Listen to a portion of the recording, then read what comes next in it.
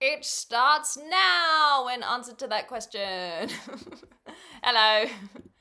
I have my, whatchamacallit, my laptop today, so that is why I don't have any fancy counters or alerts or uh, obvious indicators of what the heck's going on. Hi guys! I didn't want to be trapped up in the attic today, so we've got our couch stream, but I do need to say thank you for the 53 the 53 months from Nine Fox. Thank you so very much. Yeah, 53 just like me, it even rhymes. Hi Samuel, hello Corey, good to see you. Hi Spirit, yay! B, hello Ian, woof, woof. Happy Sunday, everyone. I hope you're having a wonderful weekend, whatever you're getting up to. Hi JJ. Oh my goodness, I should probably make these a little bit larger if I'm going to be sitting down here, but that's okay. That's alright, it'll do. It's a little bit. It wasn't this hazy when I was setting up. Do I have to move over a little bit? Anyway, I wanted a cozy couch stream because I am still getting over jet lag. You wouldn't think that it would really affect you. So for those who don't know, I've just been traveling all over Europe. By all over, I mean 3 countries. But I've been in 3 countries of Europe, and they are an hour ahead of the UK. And then Iceland is an hour behind the UK.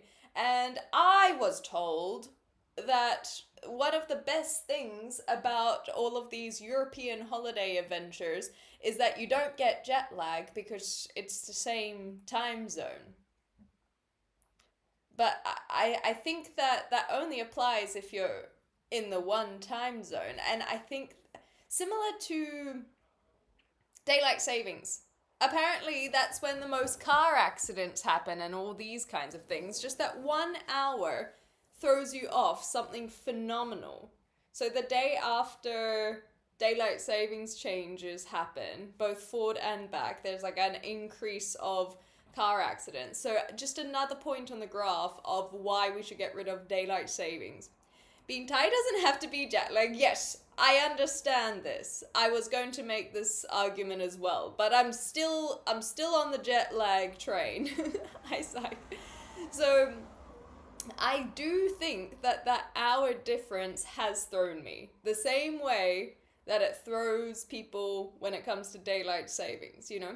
And so, although traveling for 4 weeks can be exhausting, and coming back and having the ability to rest properly in my own bed with my own pillow, maybe my body was just like, finally, we can calm down.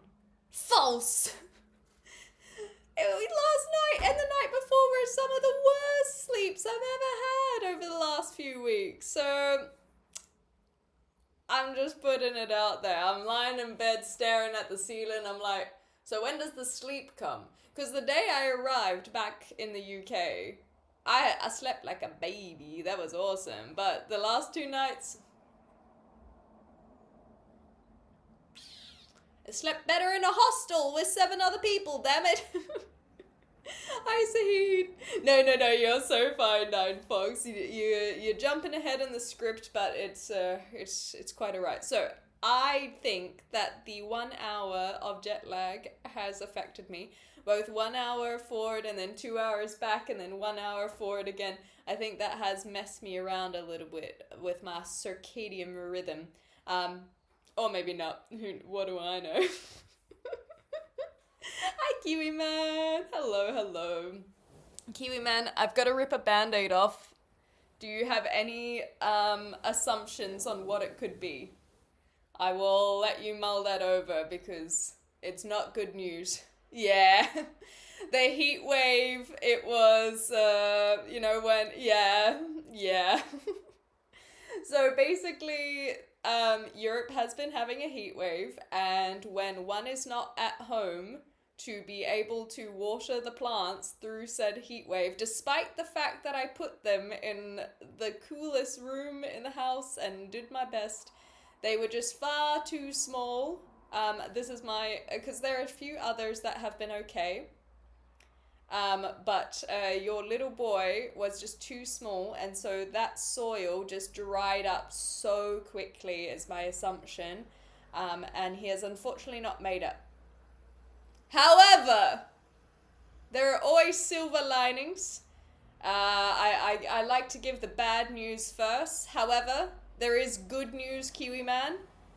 Your second grandson, your other plant, is alive. So the one that I hadn't repotted, the one that was still like, I'm not 100% sure if it was gonna make it, because we had like your little guy, he didn't make it through the heat wave, but there was another guy that I thought wasn't gonna make it through transitioning through customs and the world. He was sitting in a bottle of water over the last few weeks that did dry up. However, he has survived. So you do still have one plant out of the two. And in fact, the second one is thriving more than ever. Because I thought that he was not going to be developing roots. I didn't think that he was going to make it. It, was 30 hours of plane travel to get here. And now it's got like a big old stalk growing. So he's looking good. There's still an heir to the throne, exactly. So I actually did think about this where I'm like, I need to make another cutting so that should this one not survive, the lineage can continue. Hi Harris, good to see you. Just got here and what is the roller... Yeah, what a roller coaster already, exactly right. I also, Sahid, I don't know if I said hi, but hi. Corey, need a nice chamomile tea. Well, I just have some black tea at the moment. Stronger than ever. Yes, the line will continue. Schmeek, hello, good to see you. Very nice, very nice. This is definitely the vibe I was hoping for. I wanted to quite literally put my feet up for the live stream, so that is why we're down here. I actually love it down here. I want to pose the question to you, Couch. What if we just always are down here? Question mark? Thoughts? Feelings? For free?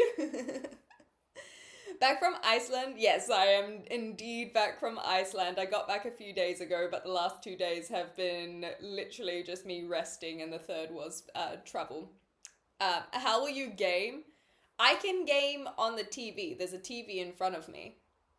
You guys just won't necessarily be able to see it. I could put my phone camera on the table that you guys are on right now, and I can face that at the TV.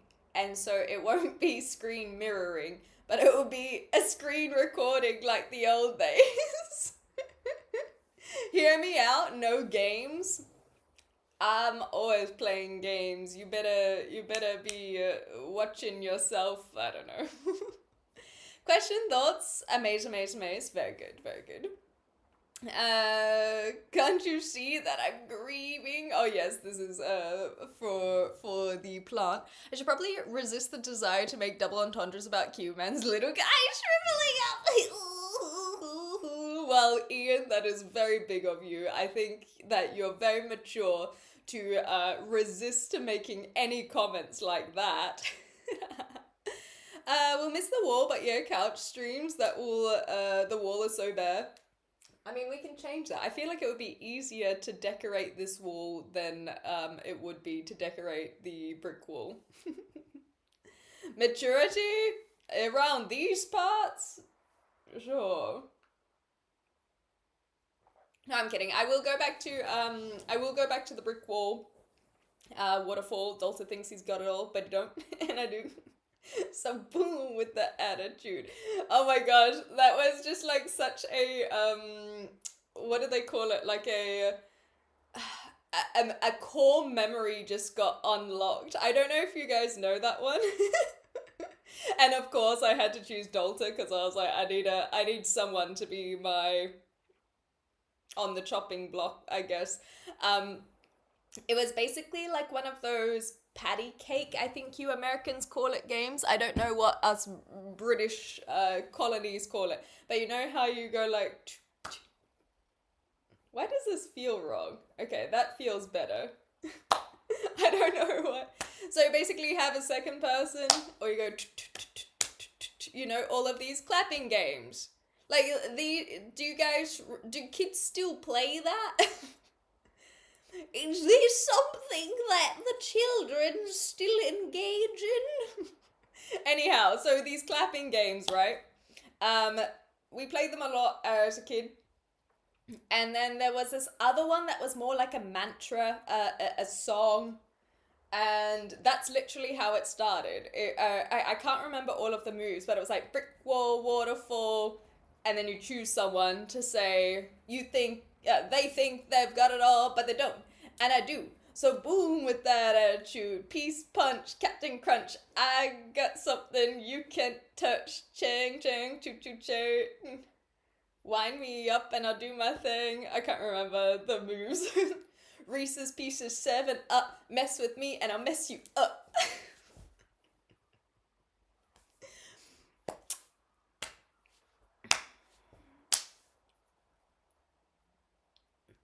Do the kids still do that?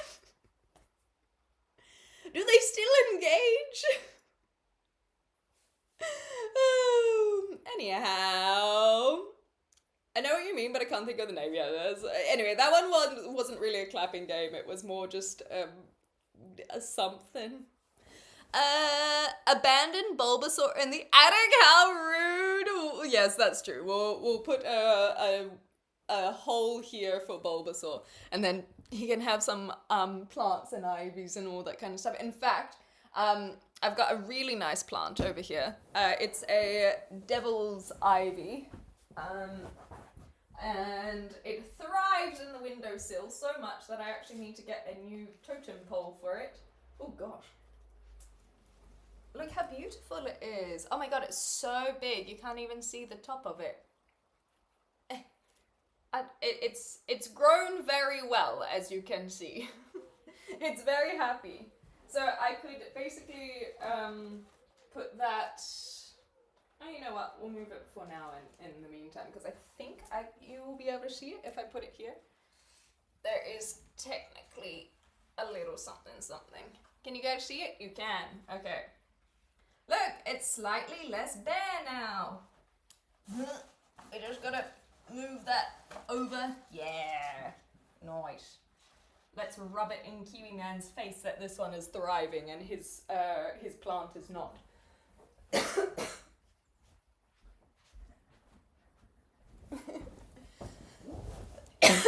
Oh, I think I stirred up some dust. Yes, this is a real plant. It is indeed. I don't know how to prove that, but it is. It is a neat plant. So that one is actually one of the... Is that the only plant I've bought so far? This is the only plant I have bought since living here. That was my home, what did they call it? Housewarming gift to myself. It was at the supermarket and I went, that'll do. And it's done very well for itself, but it lives down here because I don't want it to die. And it hasn't. Yay! Although I've never kept plants during the winters that I will be experiencing in the UK. So we'll see how I go with that one. Looks kind of expensive. It actually was not, because it was just a supermarket plant. It was about, I think it was about £18. Next time I go to the supermarket, I'll double check. So that is a very normal price to pay for a plant that size, basically. In fact, that I would say in Australian dollars, I would have been looking at least $40 for that, and that's around, yeah, £20. So not bad at all. As I'm growing in my fish tank, so this one's not a golden pothos. It is a pothos, but devil's ivy, I think, and golden pothos are two different things. I'll just double check that. because you are making me doubt myself. Golden Pothos, let's see. Why is Golden Pothos called Devil's Ivy? Oh no, there we go. Maybe they are the same. Golden Pothos.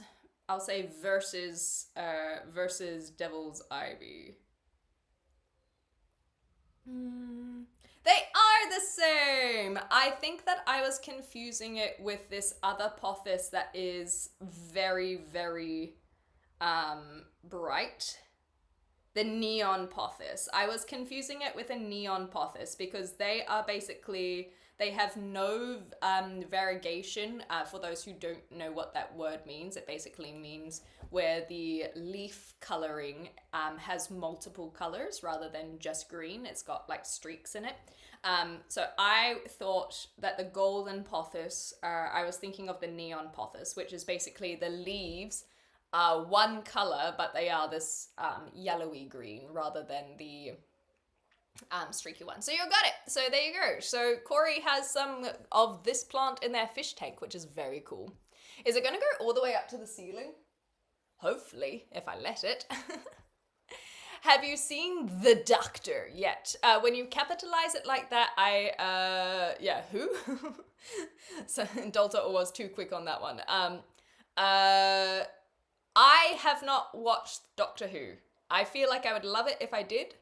My auntie used to watch it a lot when I was a kid, and so whenever I would stay with them, Doctor Who or Stargate, not Star Trek, not Star Wars, Stargate was, it was either Doctor Who or Stargate was always on the television, or Charmed. Charmed, I must recall that was also always on the television. But that is the only way that I experienced any Doctor Who, so I just say I haven't watched Doctor Who. Charmed was cool, that one I know. No, not Battlestar Galactica either, just Stargate. And Supernatural, yes, I've seen a lot of Supernatural. I've seen, but not all of it. I think I stopped around season 8. I've seen bits and pieces of 9, and then from 10 onwards I haven't seen. But my mother has watched all 15 seasons several times now. Not Babylon 5! Not you! Not Hermione! Wait, I got the quote wrong. Not me! Not Hermione! Stargate! Not Voyager! Oh, goodness gracious. Anyhow, the wife is a big fan of Stargate. Oh, there we go. SG1, yeah, so that's the one mentioned over on Twitch as well. Kids don't even know what outside it is. It doesn't have a screen, but the graphics are so good. So you reckon that the clapping games the pandemic killed, huh? Okay. Princess said, your girl just quit her job because they tried to force me to work double while sick. No, that's, I think that is fair enough. If they're going to try and make you work while you're sick, Princess, they're not going to treat you well. So I completely support this decision. Hopefully you can find another job soon. And if not soon, then hopefully you can enjoy just hanging out at home in the meantime. Back in the UK, indeed, busy. Thank you so much. I hope you enjoyed all of your travels. I loved all of my travels. I had so much fun. I'm so pleased. It is a little bittersweet to be home because I was so enamored with all of the cultures and foods and experiences that I was having, but at the same time, I kid you not, I watched so much YouTube over the last couple of days, and I'm like, this is kind of nice as well. But it reminds me how if you disconnect from the internet, nothing really matters. Sometimes you feel like all of these things, even, the bricks and minifigs drama, I caught up on that, because there was still an episode I hadn't watched. And I was like, wow, I could just never be on the internet and not care about all of these things. But then I'd miss out on all of the gossip, so I got over that quickly. Okay, hi Charlie. I officially have every episode ever released of Doctor Who except for the missing episodes. I didn't know that there were missing episodes. What made them missing? Dean is a heartthrob for not just the girlies, thank you very much. Dean from Supernatural is a heartthrob regardless. He's not just for the girlies. In fact, there's a whole subsection about how there are curiosities about him and Castiel, so he ain't just for the girlies, okay? He ain't just for the girlies. Did you move to a ship in the middle of the ocean? We all know that New Zealand doesn't exist. This is also true. No, I'm in the UK at the moment, but I'll be back in New Zealand in October. So I'm going to be hanging out here for a bit, and then I'll be jet setting again, but back home to Australia and then New Zealand. And then I'm going to apply for a visa, and hopefully that will allow me to stay here in the UK for up to 3 years. I have sad news. My mum passed. Oh, Vortex. I'm so sorry to hear that. That really sucks. But you know, it's something that I know will be tough to be grieving. So if you want to just hang out and chill for a bit, then we can cause a little bit of a distraction. Bah! But if that is something that you need to work on, then that'll be completely understandable. Hi, DJ. Stargate, that's where Spock uses the lightsaber to intimidate the Scions to get into the X-Wings and destroy the Death Star. Yeah, that's basically what I saw on the TV, at least. Hi, Casey. How you going? Yeah, we're talking about Supernatural. Exactly right. The internet is like alcohol. It's the source of and the solution to all the world's problems. Oh, you're so right. You're so right. I like soaking that in though. Nothing matters. I can just disappear and I never have to deal with any of you again. Ain't that the truth? Enjoy the weather. Yeah, it's actually really nice today. As you can tell by the fact that I've got a longer sleeve on. The last few days it's been really hot again. So as my flight was coming into London, there was like this stream of sunlight that came through the air at the plane window, and it just warmed me up instantly, and I was like, Iceland truly is very chilly. But UK was warm. The last few days were warm, but today it is complete cloud coverage, and I'm actually okay with that because I really wanted just like this cozy, it's not quite blanket weather, but I just wanted this like cozy hangout vibe instead of being like it's so hot. So yeah, it's quite nice. It's quite nice. That'll change though, I'm sure. Isn't it usually UK to Oz? No, it is quite a continual exchange. So basically there is this thing called the Youth Mobility Scheme visa that the UK and several other countries offer, but particularly those in the Commonwealth countries have a good relationship, and so Canada, Australia, New Zealand, and UK. Those are the 4 countries that often will just kind of dart around for 2 to 3 years if you are under 30, and now they've raised it to under 35. And so it's definitely not usually UK to Australia. It's a bit of a mix of everything. We need a jump scare emote. That's true. I don't know what that would look like, but I do agree. So we'll brainstorm it. The BBC used to record over the tapes in the 70s. Oh no! Oh, that's how, yeah, of course that would make them missing. They assumed they had no future use. A lot of early episodes of Doctor Who from the 60s are gone, along with other shows from that time. Wow. Oh, wow.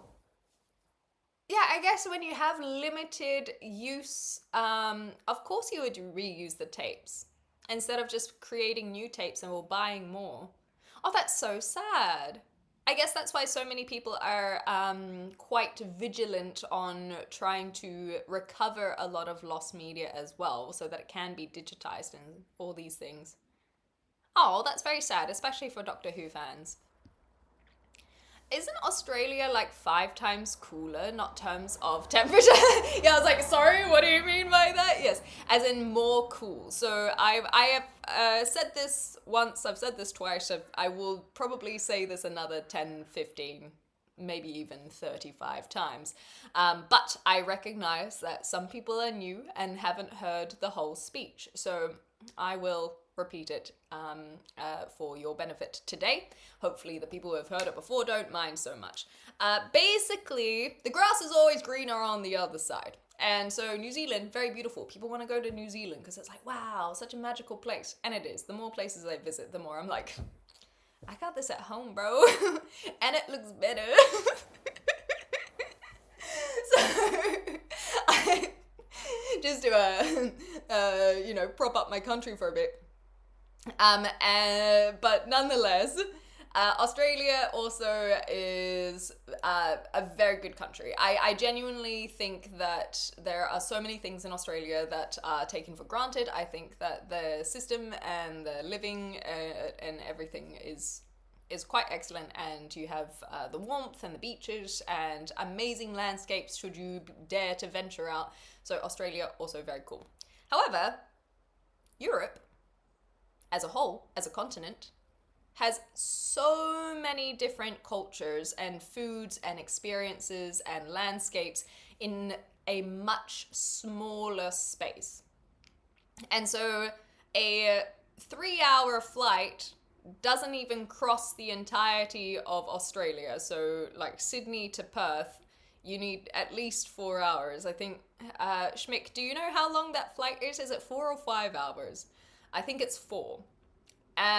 Whereas within 4 hours from London, you can go to so many countries, and they all have such a unique lifestyle, way of living, culture, food, and those are the reasons why I have decided to come to Europe. Not so much UK specifically, but Europe, the continent. I absolutely love learning about other cultures. I love trying different languages. I love eating different foods. And I also find that it is tickling a lot of the curiosities for a little hobby, well, not hobby, but a little interest of mine, which is history. History is a new interest that I have found.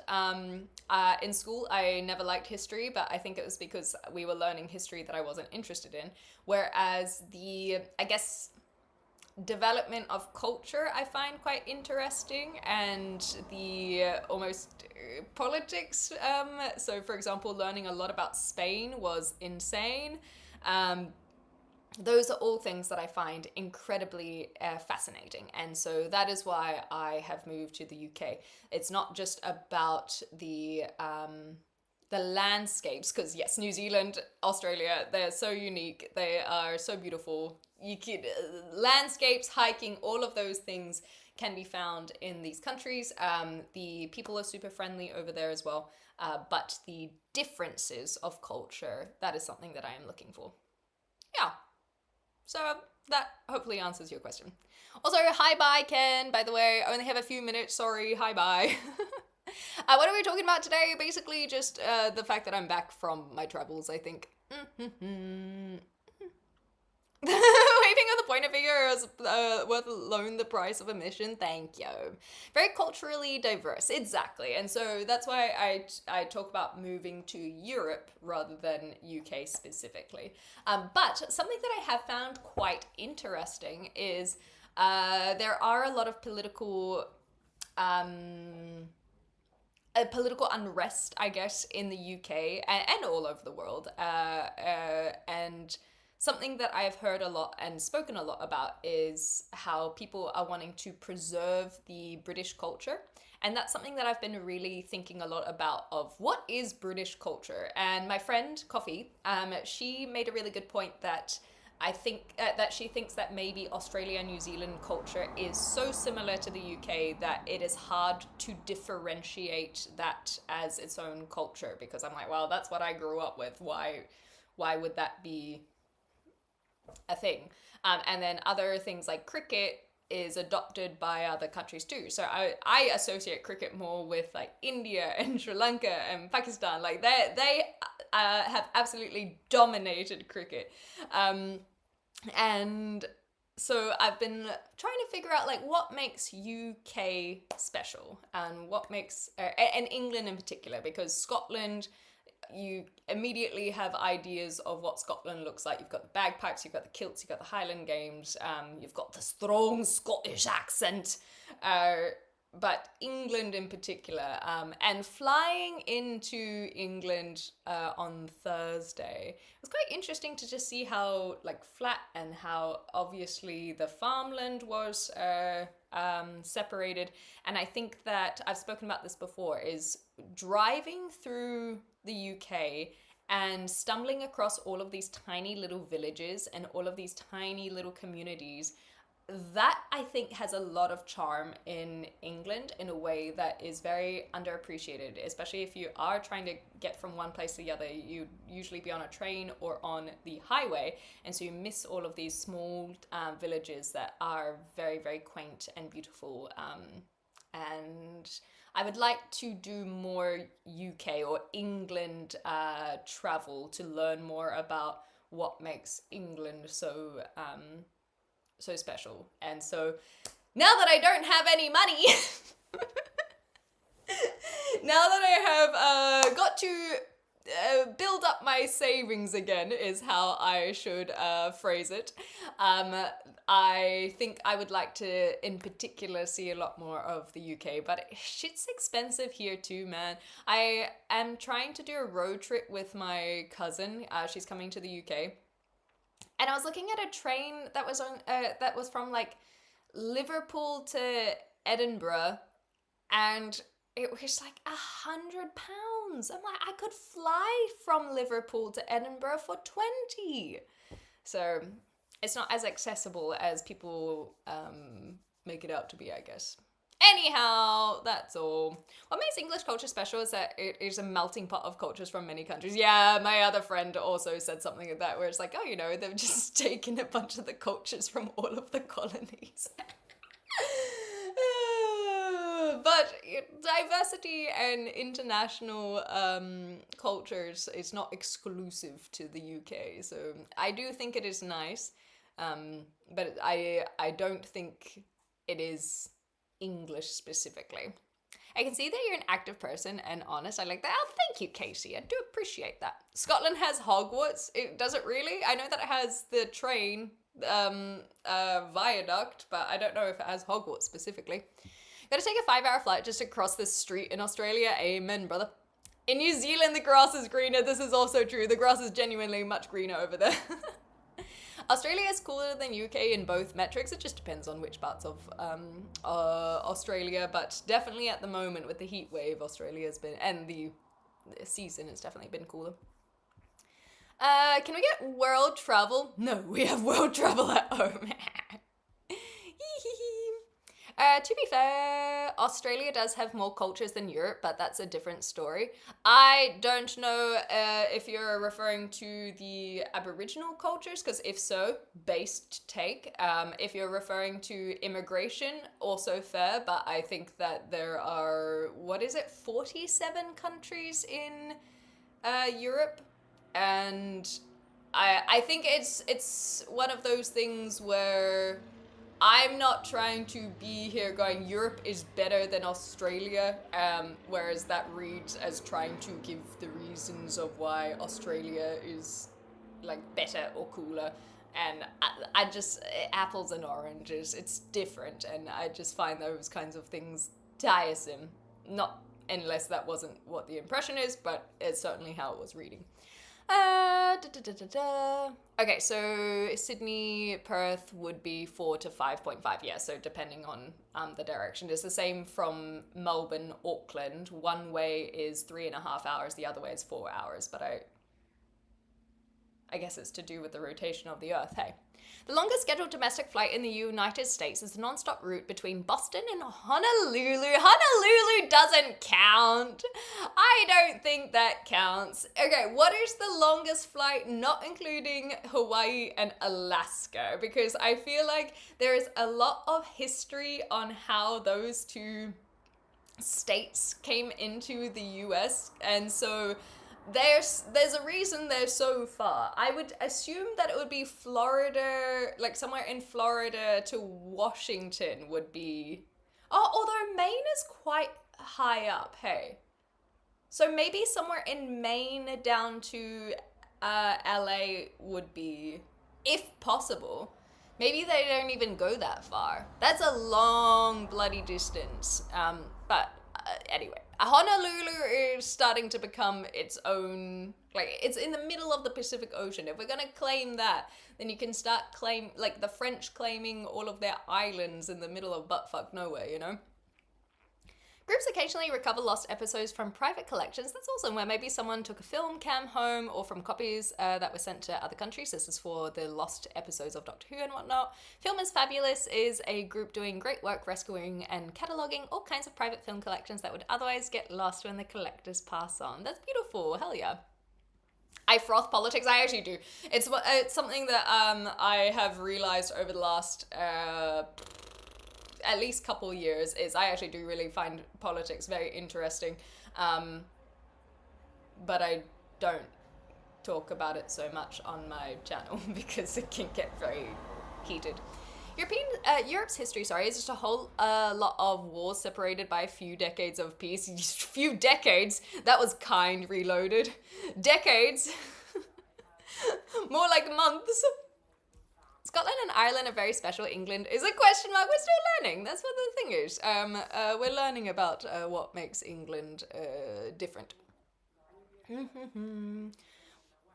I looked up English recipes and they all have spices that simply wouldn't exist in English tradition. Yeah, but you could say that of anywhere in the world. Like, I was just in Iceland. Iceland doesn't even have the ability to grow things, and so yeah. Is it true every Kiwi is moving to Australia because it's cheaper? It's not so much that Australia is cheaper, in answer to that one, Lake. It's that the wages are higher. I was someone who moved from New Zealand to Australia for similar reasons. So yes, I can tell you that that is somewhat accurate. Hydrate. Thank you for the hydrate. I will drink my tea.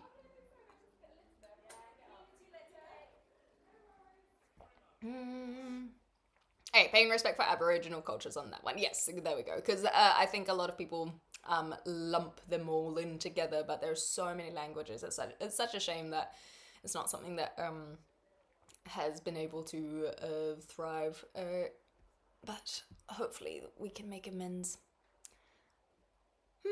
Miami to Seattle is still like 6+ hours. Yeah, that does sound like about right. Hi, Scorp, good to see you. Sus US knowledge. This is the funny thing is, so Americans don't know a lot about other countries as a whole. I know that some of you Americans will know, but when you think about your fellow Americans, I think it is fair enough that we make the assumption that there are a lot of Americans who don't know about global geography. And that's okay. America itself is massive. A lot of people try and shit on that fact, but I think that doesn't serve anyone. It is a fact, or rather, one assumes it is a fact, but it is not a judgment, at least from my part. However, because America has such strong presence in the rest of the world learns a lot about American history and American geography, and me in particular, I think I've shown people this at one point. There was this Flash game website, that's right, I'm old enough to know about Flash games. I used to be on the website called Addicting Games. There are plenty of them, but I was on that one in particular, and there was a game where you literally just put the states of America on the map, and so I started learning a lot about US states. A lot of that knowledge is gone, but at one point it was being soaked up. Why does every stream sound British? Well, maybe because of the time zone that you're currently in that makes it sound British. I have somewhat of a British accent, so I guess if you're watching one British streamer, the algorithm is giving you more. would you prefer it if I sounded American? Like what accent would you prefer to hear? That is like because you you'd probably be able to just search it, you know? Jamaican man. Ah, I see. I'll have to work on my Jamaican for the future in that case. Honolulu is domestic, but in a way that it is so separate to mainland USA that I want to know how big that land mass is. Like, okay, here's a question. This is a genuine question. Would what continent is Hawaii a part of? And what continent is like Fiji a part of? I know that Hawaii is way closer to the Americas than I forget how close it is compared to Fiji and Tonga and a lot of the Pacific Island nations. Hi Chloe, good to see you. Give us the Fargo accent, get out of here. But that is a genuine question. What continent are the Pacific Island nations on? Because then I will have my counter once we have this answer. Puerto Rico, Hawaii, pretty sure that covers half the globe. Yeah. How is the hat situation? Oh yes, so hat situation, basically I've been debating the last week on whether I actually go collect it or not.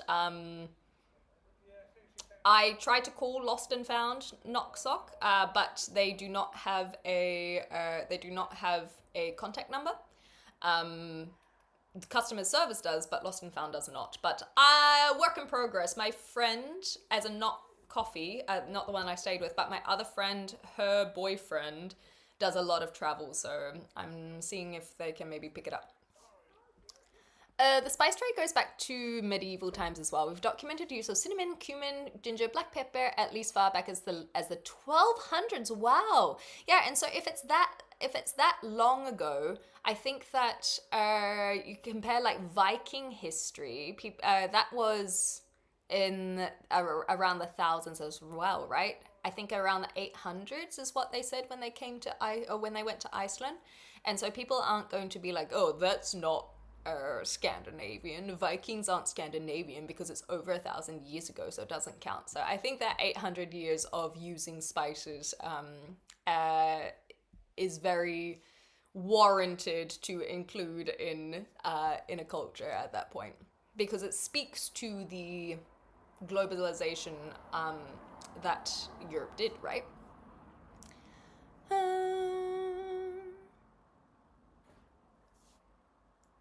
Guam to Puerto Rico is 9,389 miles, almost half the circumference of the world. Wow, that's crazy. Pacific continent? Yeah. So no, see, I think Hawaii is a part of USA, but well, at the moment, but it wouldn't be a part of the American continent, right? Pretty sure that Hawaii isn't part of a continental mass. Yes, exactly, right? So continents, you have North and South America, you have Europe, Asia, Africa, Australia, and Antarctica. And so Hawaii, although it's part of USA, is not on a continental mass. Thank you very much for giving that vocabulary.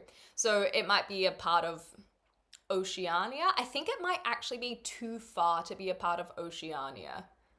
Oceania, I always get confused of Oceania versus Australasia is closer to Australia, New Zealand, Australia, Oceania, Melanesia's up top, Micronesia is more there.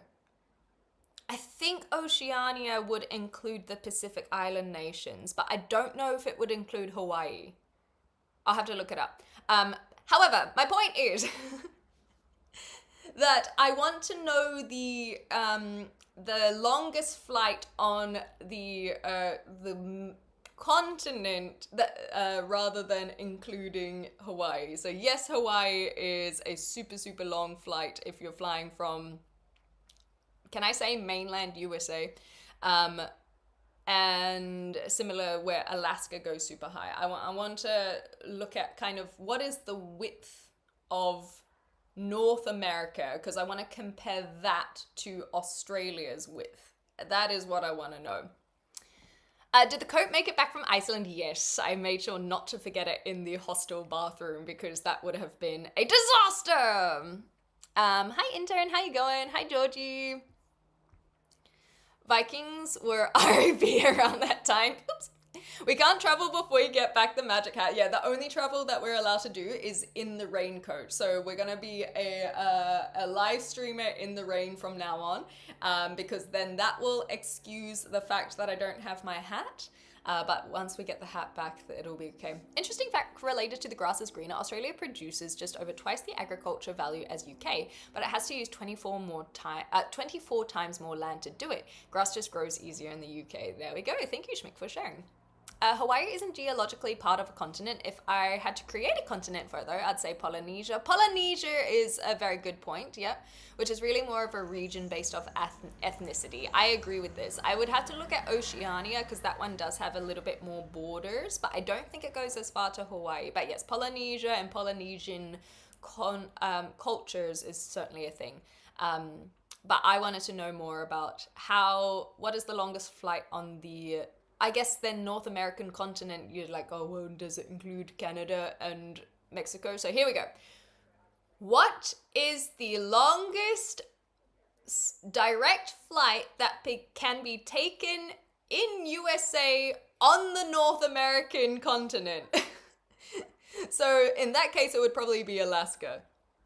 But I don't want it to include Alaska, damn it. Iceland was inhabited by expelled Vikings from Norway. They were, let me read this one. Fredl. Okay, I can't read that one. So they had no rights and everyone could kill them, and probably some monks from UK also came early. Yeah, so I know that learning about the Icelandic horses of all things is where I learned that some of the Vikings had come from UK, so went to UK and then Iceland because they brought horses that can be linked to like English ponies, and through crossbreeding of the sturdy, cold, harsh, climate adapted horses from Scandinavia and the English ponies created the Icelandic horse. So history for you through the lens of animals.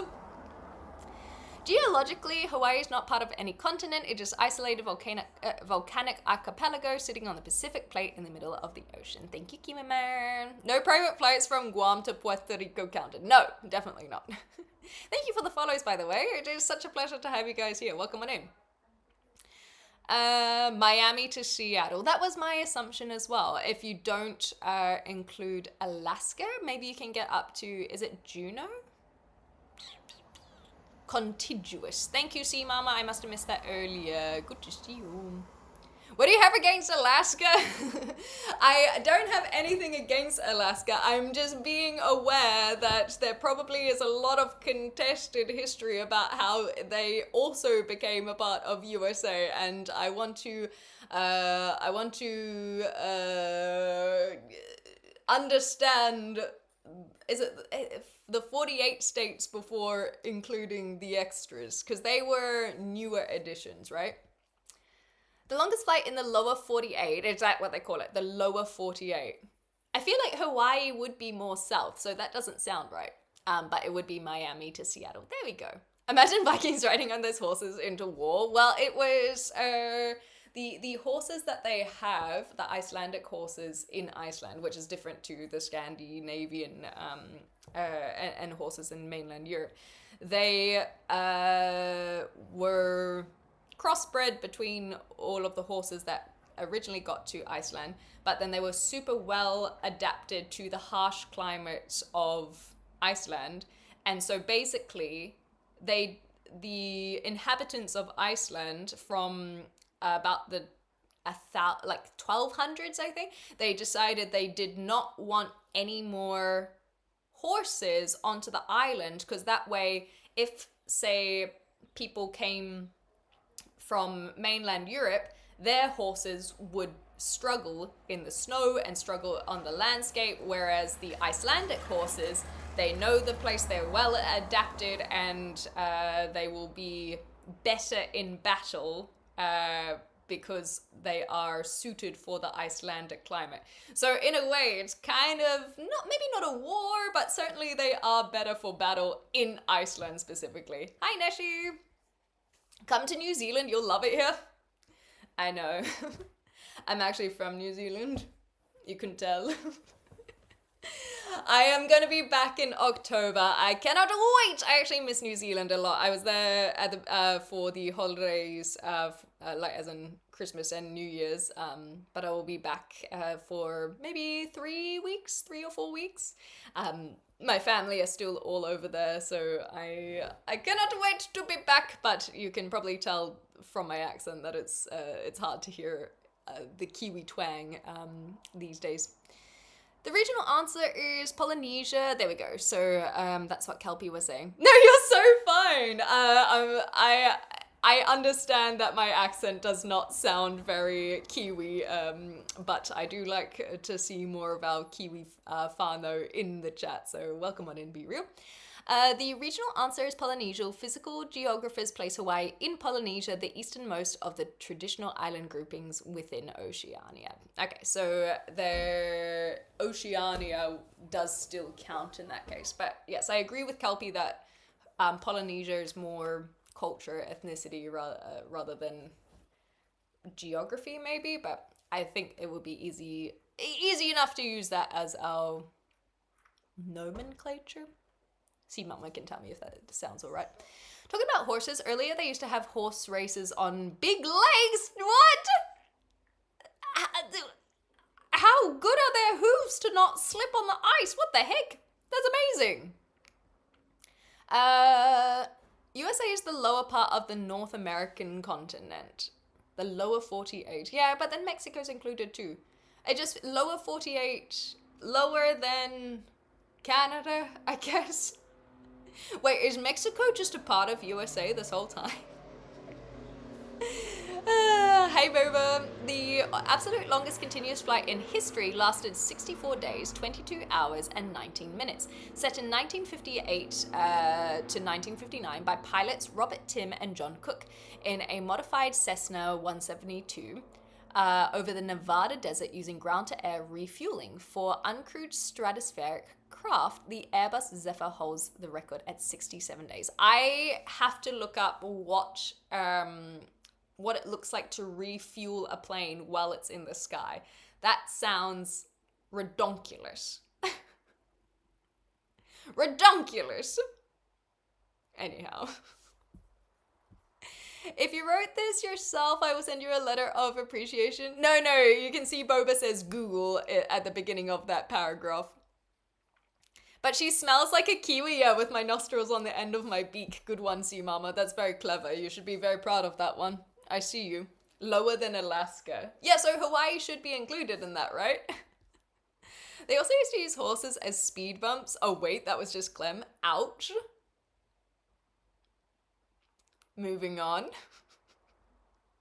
They just give the horses ice skates. Ah, that makes sense. Thank you, Ian. I was confused for a moment.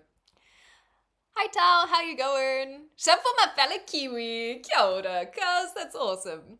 It's hard because geography isn't geology. Yes, this is a great point. A lot of the concepts overlap, like the geographical definition of a continent is different to the geological one. Then there's just India being really freaking weird, true, really considered part of Asia colloquially and definitely not a part of Asia geologically. Yes, it was only, I say recently, in the last couple of years that I learned that India crashed into Asia and I was like, what? Nonetheless, I do think you have a good point. Geography is basically whoever decides to draw the map. And the more you travel around Europe, the more I have been traveling around Europe, the more I recognize how stupid map drawing is. Cartographers, I get why you guys have a field day. It is so fascinating to look at some weird borders. Johnny Harris on YouTube, he does really good episodes on weird borders. And yeah, Coffee was telling me that there is this place, I think it's Denmark and Germany, but I can't remember where along that border. But basically, is it Denmark, Germany? Oh, maybe it's the Dutch. Yeah, because Denmark, Germany is such a little sliver. So maybe it was the Netherlands. I think it was southern part of the Netherlands. I'll have to get Coffee to tell me where it is. It must be the Dutch, because I'm not seeing a weird border. But anyway, there's this really, really strange part that kind of juts around, and then there was this other place where they asked the village people of which country they wanted to be in, and so the map basically just draws around the villages houses, because some people wanted to be on this side and some people wanted to be on that side. So map drawing is ridiculous. Mapman, I don't know what this is.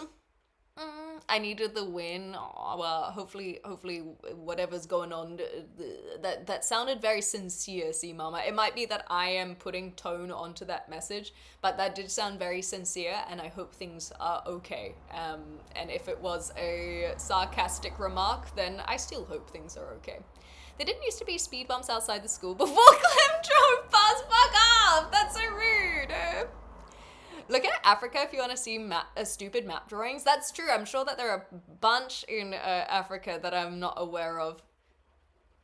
Sorry, I was just, there was a sound and I thought it might be rain hitting the window, but it was in fact just a awful sounding car engine, so.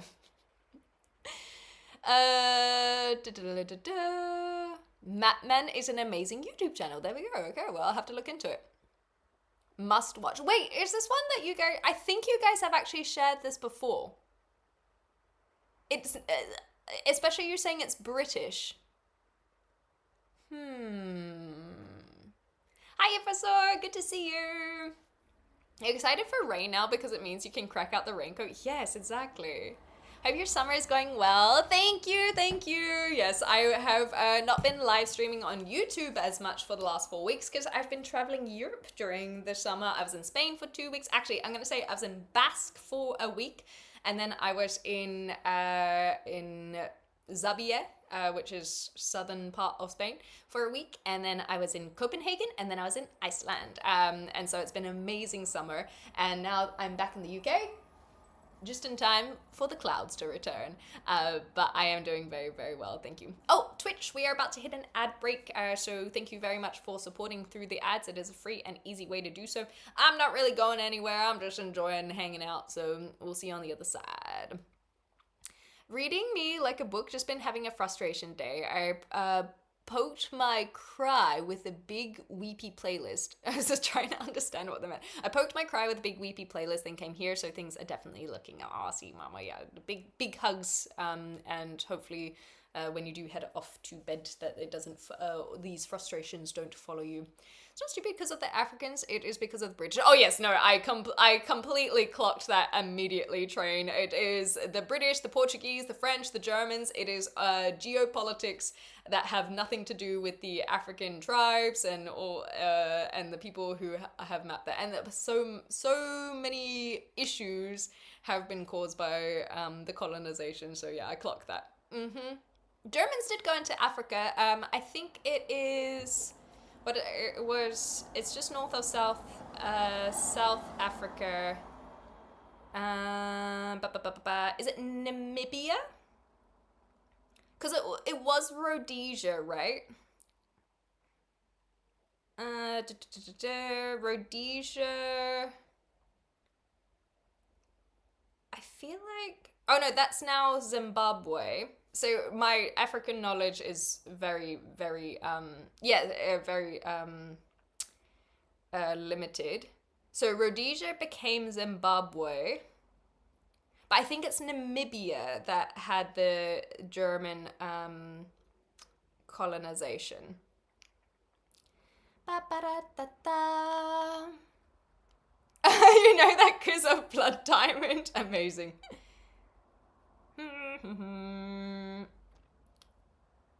Where are these? So Namibia does have Afrikaans and German. So I think it's Namibia that I am the Germans went into. In 1884, the German Empire established rule over most of the territory, forming a colony known as German Southwest Africa. How original. So yes, that was, so it was Namibia. Just a little trivia for you. Namibia trivia. Have you seen the air umbrellas? Would be great for streaming gear if it's not too loud. Surely they don't work. I don't think the air umbrellas work. I think it is just a Kickstarter scam. Or rather, a Kickstarter idea that hasn't been able to come to fruition. I'd seen an Instagram post of yours from Iceland. Yes, there we go. Yeah, it was an amazing trip. It was actually meant to be so that I could get my UK visa, but I have to go back to New Zealand to do my UK visa. So I just ended up doing a 4-week trip for fun. So it was awesome. You know, because of Bob Marley, that's also amazing. We've really have done some bloody stupid shit with borders of other countries. Amen. Amen. The raincoat looked like it stood well in the Iceland weather. I love my raincoat. Thank you so much for helping me get the raincoat, because it is genuinely like my favorite purchase that I've made in a long time. And now that I'm back in the UK, not only do I have my raincoat, but I also have my gumboots. And so I'm gonna be the talk of the town when it comes to winter time. I'm gonna just be like walking out and I'm gonna be like, that's right. Rain, you don't have to go away. In fact, stay. We're gonna be walking around in our boots that are made for walking in the rain. It's gonna be awesome. So I think that we'll probably just have to do a bunch of IRLs around UK just because we want to crack out the raincoat. Is it raining today? Fuck yeah. Honestly, I do. I love my raincoat. I applied for a tax refund as well, so it will bring it down a little bit more. I think, okay, this is completely gonna bore a whole bunch of people, but I don't care. I think that the Aussie dollar is quite strong at the moment, because I found that when I was doing conversions to pounds, I was like, that's a bit steep. But then I'd do conversions to Australian dollar, and I was like, actually, that's not so bad. And on top of that, I used to just do the conversion of pounds and Australian dollars, but anytime I converted it to Australian dollars, I was like, that's not too bad. That's not too bad. So, just a little FYI, I don't know what that means. To sell your Aussie dollars? I don't know. Have I been in chat since my mum bought her new house? That's my big news right now, but she won't be moving in for a while because asbestos in the roof space. God damn it. I know that your mum was selling and moving out your childhood home. And I guess I made the assumption that was because she already had a new house, but that may have been an assumption. Nonetheless, it does suck that there's asbestos though. Apparently the air umbrellas do work, but they saturate everyone around you. Okay, we gotta get one immediately then. Moist Critical pre-ordered one and it never showed up. It must have been Moist Critical that made me aware of the air umbrella. You have to go back to New Zealand for the visa. I must have missed that. Yeah, I would have spoken about it during maybe a live stream where you were at work or something. Split splash, motherfucker. So basically, I'll probably do its own video on this. But basically, long story short, is I went to apply for the UK visa because you have to do it outside of the UK. And they need my fingerprints. And I can, as far as I'm aware, I can only do my fingerprints in a country that I am a resident of. And so I could do that in Australia, because I'm still a resident there, or I could do that in New Zealand. And I wonder if I could have done it in Spain if I had organize it, but I don't really want to push the needle with that. And because I was already going back to Australia and New Zealand in October, I just went, okay, I'm just going to wait until October to sort out the visa for the Youth Mobility Scheme. Visa is what that one is. And then I can do that. Hi Mark, how you going? I am well. I've just come back from a big Europe trip, so now I'm just cozying on my couch. Are your houses still like $1 billion? Yeah, pretty much. I think you need to get some rubber trousers too. I think so as well. We'll get the full ensemble, some fisherman's trousers. Because those don't need to be super colorful. I've got the raincoat as the statement. And then we just need some fisherman's trousers, some rubber trousers. Those could just be black, because that way we can keep the attention on the raincoat. I feel like we could do it. She's staying with my sister. Yeah, very nice. Which is fine because she's literally 10 minutes walk. Oh, that's lovely. You guys can hang out. Time to go back into lurk mode, of course. Yeah. Oh, enjoy your Sunday lunch as well. That, Ian, I will say, very British. Very, very British. The Sunday roast. So go enjoy. The new house is all of 20 minutes walk, so we're all nice and close. That's sweet. I love that. They got your fingerprints. Guess you can't commit any more war crimes. I know, it's such a shame. So yeah, the EU asked for your fingerprints. So they have had them for the last year. But then the UK want my fingerprints as well. And somehow I just missed that. I really didn't think that New Zealanders needed to give the fingerprints. I don't know what assumption that came from. It was a mistake on my part, but hopefully it'll be fine in October. Hi, Crossbow! Actually, it's up at the moment, $1 Australian to 71 US dollars. Cents. Seems like the US dollar is faltering a little. I guess the US selling the debt as crypto is affecting global conversions. There we go. Hey, Spenny. Is your dad British or why go there? So basically, the visa to from as a New Zealander and as someone under 35 is very easy to get between UK, Canada, Australia, and New Zealand. So that's why there's a lot of movement between these countries for the youth. And so basically you just apply online, pay a whole bunch of money, and then you can get 3 years, basically like a working visa. So you get 3 years to live and work in the country of choice. I know a lot of Australians go to Canada.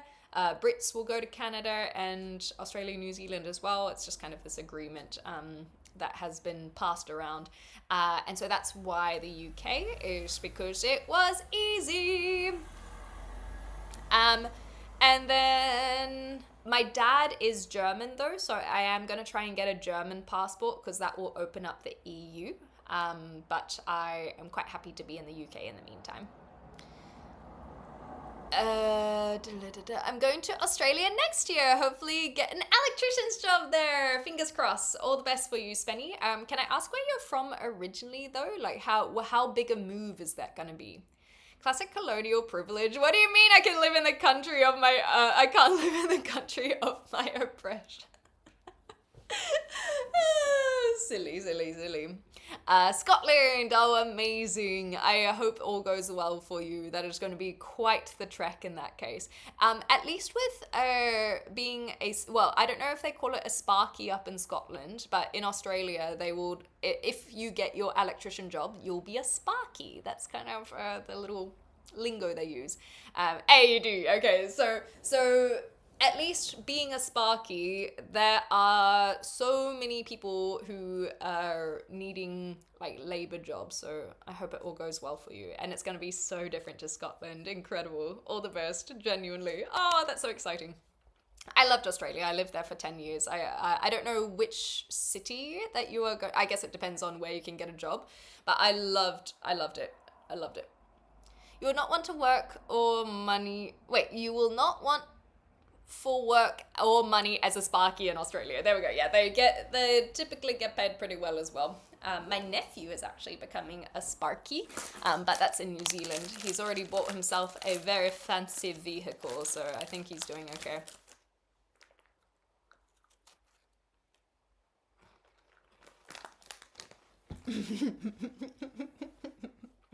What you got there? There's some digestive biscuits. The ones with chocolate on top and crumbs on my laptop. Did you bring enough? Okay, it looks like it's almost empty, but there is a whole nother packet. It was like a 2-for deal. So yes, I did bring enough for the class. You just have to grab them from the kitchen, because I am not a good host, and I will not be grabbing them myself.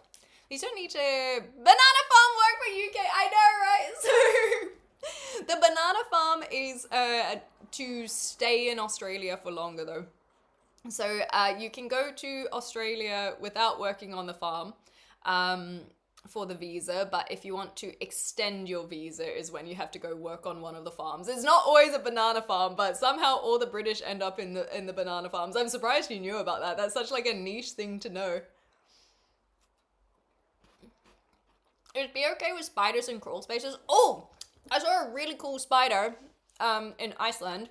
I can't tell if it was diseased or had babies on it or it's just cool colors. I was like, probably the only person who was like, whoa, what's that?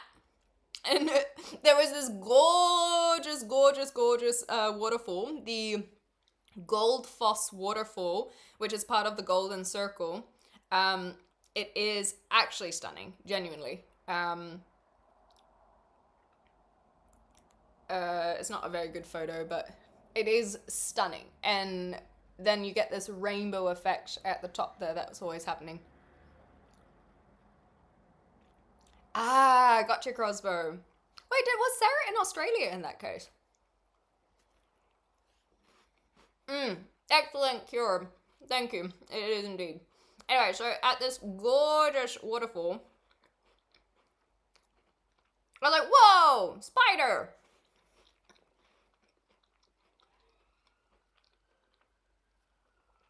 What's wrong with it? Are those eggs? Are those eggs mites maybe? Oh! Is it getting hurt? Sorry, I'm usually very good at the spider warnings, but I figured that the fact I was talking about it was enough of a warning. That's my bad.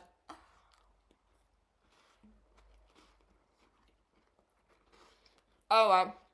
I'll put it in the Discord. I just wanted to know what's going on with it. Yeah, that is proper zoomed in. That's basically as zoomed in as I can get. Anyhow, I'll put that in the Discord for anyone who wants to try and diagnose this spider. Or identify it. Like I said, I think I was the only person who was like, whoa, cool, spider! Oh, mites are... Because I think fleas are arachnids, right? Or is that just mites? I know there's some sort of little tiny bug that's also an arachnid. Maybe it is mites. And also fleas. Are fleas mites? They might be.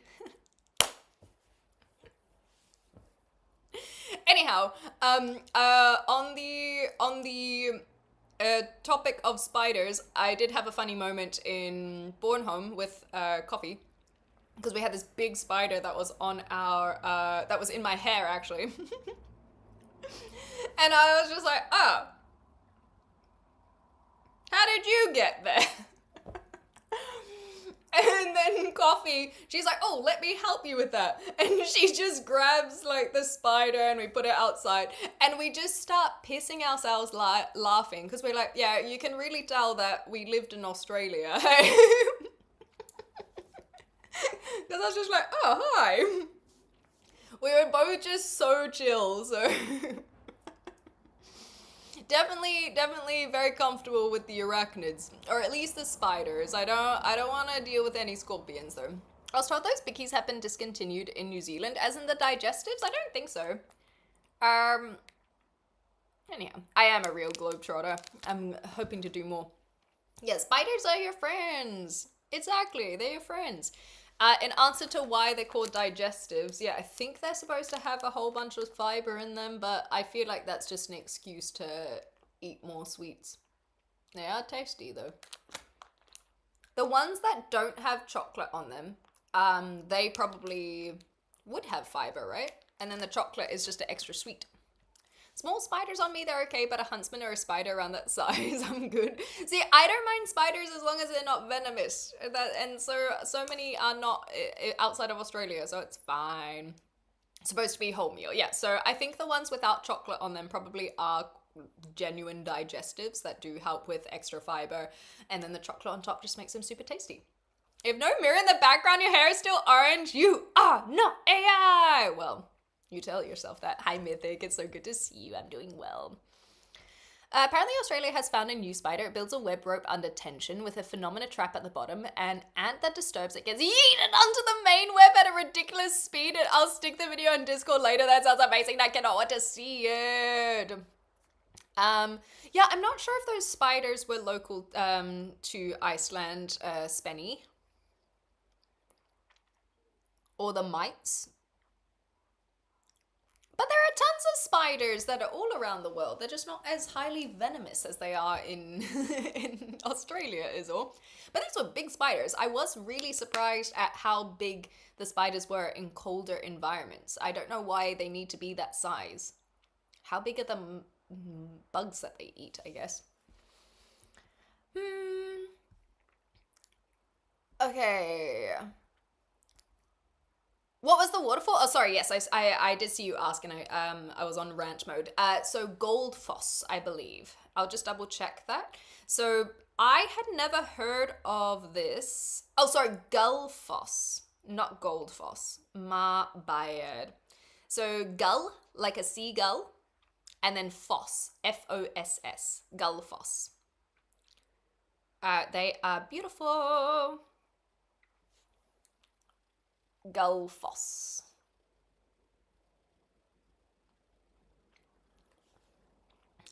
Anyhow, basically, in Iceland, they have this tourist circuit that the government have kind of suggested as an easy way to check off the sites, so main sites and locations in Iceland to help promote a lot of tourism, and it's done really well.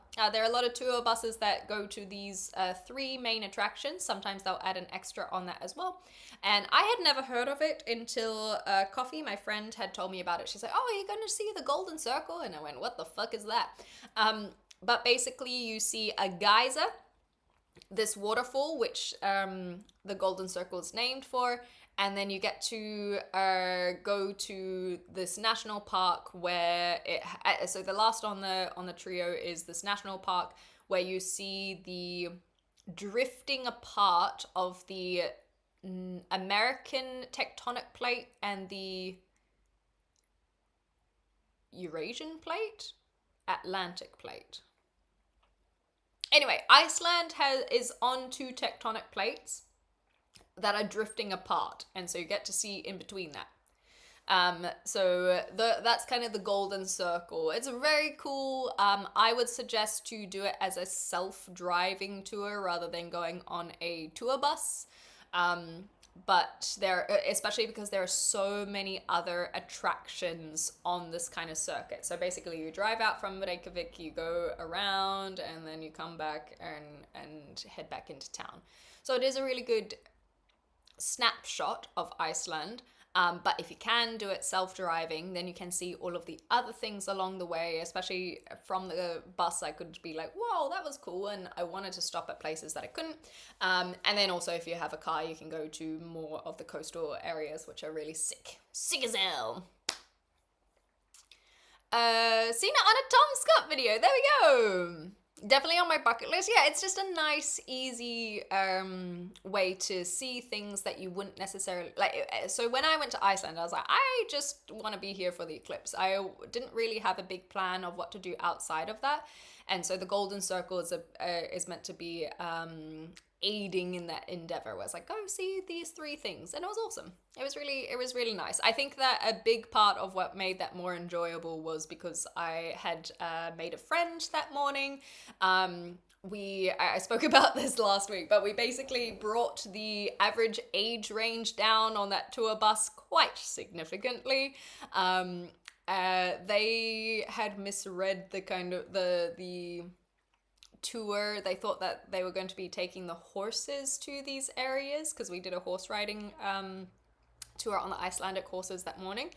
But it was that you do the horse riding and then a tour bus with the Golden Circle. I was happy enough to do that because I was like, yeah, this is just an easy way to fill out an entire day and tick off some bucket list things for Iceland without having to think much about it, especially as someone who didn't hire a car. And so then we kept one another company and made a lot of jokes, and it made it a lot more enjoyable. And then when we got back into town, we went to go see a lava field later. It was awesome. Croatia is a small country, but we have dangerous creatures: black widow, top venomous snakes, scorpions, bears, foxes, lynx. All you need is here. And that's what I'm saying, is that people give Australia such a bad rep. And I'm like, no, there's so many dangerous critters everywhere. You just think that a bear is cuddly. Just the color of everything made me think the end of Stranger Things. Ah, I see. That Hyphos sounds like it would be in Iceland, or at least Scandinavia, though. Just popped in to say hi, of course, Mythic. Yes, go get some rest. Had a long but great day. Well, I'm glad that you had a great day. And have a great rest of stream. Thank you so much, Mythic. Have a good rest. We'll see you next time, whenever that is. Foxes are your friend. You've inspired me going to plan a Europe vacation for either next year or the following, looking to rent a car over there and drive through as much as possible. If you include Iceland, though, keep in mind that that is in the middle of the Atlantic Ocean. You can't drive to Iceland. Fuck that show, as in Stranger Things. Amen. Clem misheard it too and was ready for the horse riding. Yeah, I was like, let me see what Iceland has, okay? But yeah, it was a lot of fun. If you are saving up for Europe, though, save up a lot. Not just for flights and accommodation. The car hopefully will be okay. You will have, depending on how long you go for busy, some people actually buy a secondhand car and then sell it at the end of their trip, because if you get a rental car through Europe, you have to pay excess fees if you're crossing country borders, and then that adds up very quickly, just a FYI, to be prepared for that. But then food. The cost of food changes so vastly depending on which country you're in, and I don't even mean tourist towns, tourist tax, and raising prices for tourists. It really is dependent on which countries you visit, so just be prepared for that variation. That was fast. I don't know what that was. It must have been a motorbike, but anyhow. So I haven't done the secondhand purchase of a car, but I know that some people who are there for like the full 90 days of their tourist visa will look at something like that, just for things to consider. And I think there are cheaper ways of hiring cars through like car share, where basically, I can't remember what it's called, but instead of going through a rental company, you basically borrow someone's car. So for example, if I had a car right now just sitting in my driveway and I'm not using it, I could rent it out somewhat privately, and I know some people utilize that, but I've never done that, so I don't have any more information to give. Just things to think about. Are they doing street races outside? I think it was just street practice, because it was just the one. I didn't see them, because basically, so I live in a flat at the moment, and so I'm not on the ground floor, just for doxing. You can start to dox me now that you know that I'm at least not on the ground floor. And so to be able to see onto the street, I actually do have to, like, the windowsill is blocking the entire street, so I can't see what drives past. But I assume that that was some sort of dirty bike. Not a dirt bike, a dirty bike. So 90 days is the longest that your tourist visa can be in the EU. That's why I said 90 days. Not even different country, you can have same food in Croatia and next street to square being 2 times less. Yeah, that's why it's good to have the local knowledge, hey. Sounds like car insurance claims with an extra step. Yeah, probably. Nothing but the penthouse, quite. This is the second lounge. This is the one that I allow you to grace. However, if you want to see the main lounge, that is exclusive VIP access, and that's right, that's where you go. It's so exclusive that I'm not even in that lounge. It's so VIP that that's why I'm also here. Third floor at least, then narrowing down on the location now. We're gonna pinpoint nice and easy. Yeah. God, I just want to take a moment of appreciation that I'm really enjoying just hanging out today. Thanks, guys. This is exactly what I needed, is because the last couple days, obviously the first day that I arrived in UK, I was like traveling for hours and hours on end.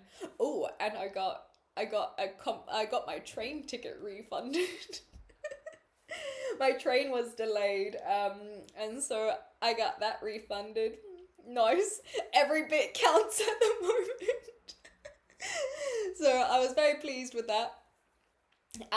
But I only got home at like 6 o'clock at night. But the last couple days, it definitely, it's not that I was like exhausted, it's just that I was really enjoying the peace, I guess. For those who don't know me quite as well, I am a little auditory sensitive. And so often when I need to reset, I just love silence. I love quiet. I love not doing anything, and just having that peace. And I think over the last 4 weeks, it's been a lot of go, go, go, and it was nice to just stop, stop, stop.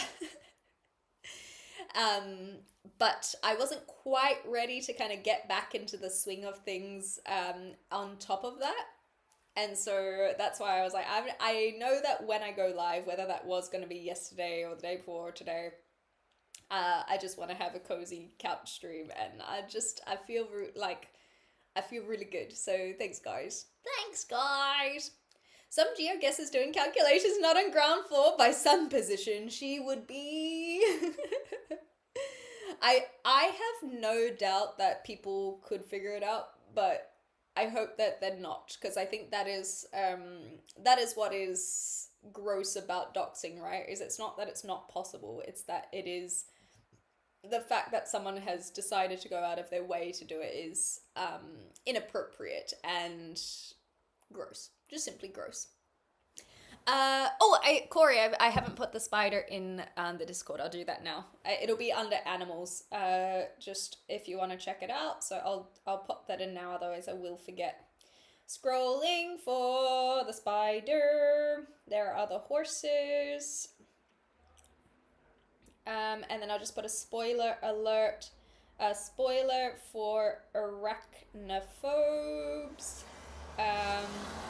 Saw this spider at Gullfoss Falls in Iceland. What are the red things?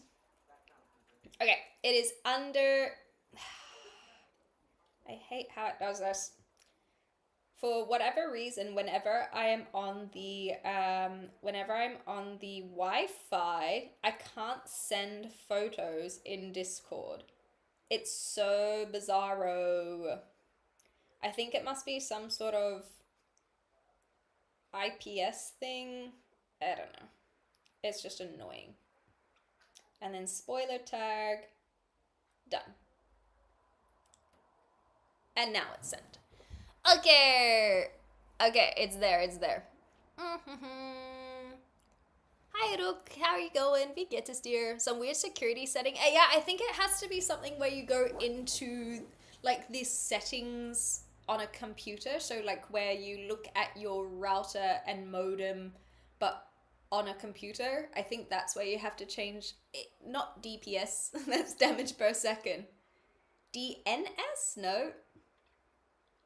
Anyway, it's one of those acronyms that it has to swap things over. It's so annoying. I have to get Kif onto it. It's the DD settings to keep you safe. Get your DPS subscribe. It's a mite problem. Aw, so the spider that has red things on it, it is mites. Aw, poor thing. Cool accent. Yeah, I'm still figuring out what it is, but thank you. I appreciate that. Nice Deutsch accent. Dankeschön. Delayed trains in UK is standard. I think they should make price less by default. And if trains come on time, you pay more. I like this. So basically, the railway system in the UK is my Paris, where I've just been so disappointed by it. But the government is apparently going to buy it back, so we'll see if it has any changes. Are you British? No. I am a New Zealander, but I do understand the confusion because I have a very pompous accent nonetheless. Denada. Just mixing all of the languages. Yeah, it's the dum-dum settings, that's the one. It's easy done with AI with picture and some info AI pinpointer. Oh, there we go. It will it's a spider, it will find a way to evolve and we'll have some new fucking mite spider added to the list in a few weeks. It's true. Okay, so in terms of the eclipse, so I saw you ask about it being super cloudy. So I went to Iceland so that I could watch the eclipse. I thought that would be very cool. And I resigned myself to the fact that I would not be watching the eclipse. It was beautiful days when I first arrived in Iceland, and then it stopped being beautiful days. However, I reflected on this. I actually put like a 8-minute clip highlight on Twitch talking about it. Is through that experience and watching the entire city go completely dark for that whole minute was still so magical. And I think I phrased it quite well on the day, is that if there were clear skies, I would have had my polarized glasses where if you guys have ever worn them, you genuinely, it is pitch black. Like if I were to put them on now, it's just pitch black. You can't see shit. It doesn't matter like how lit up the room is. It is so dark because they are designed to look at the sun. And so I did look at the sun a few days earlier with these glasses on. And I was like, oh, that's how it works, because I was so confused at why they're so dark. And then I looked at the sun and I went, okay, that makes more sense. So, if there are clear skies in an eclipse, you'd have these glasses on and you cannot see anything other than the sun.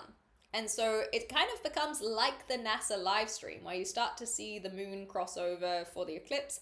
And that's very cool and very special and very unique.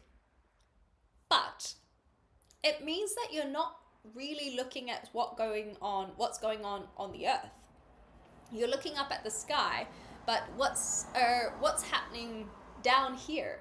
And I really think that the cloud coverage forced me to just pay attention to the Earth in a way that I actually think is more magical. Seeing the birds freak out, seeing the total darkness, recognizing the temperature change.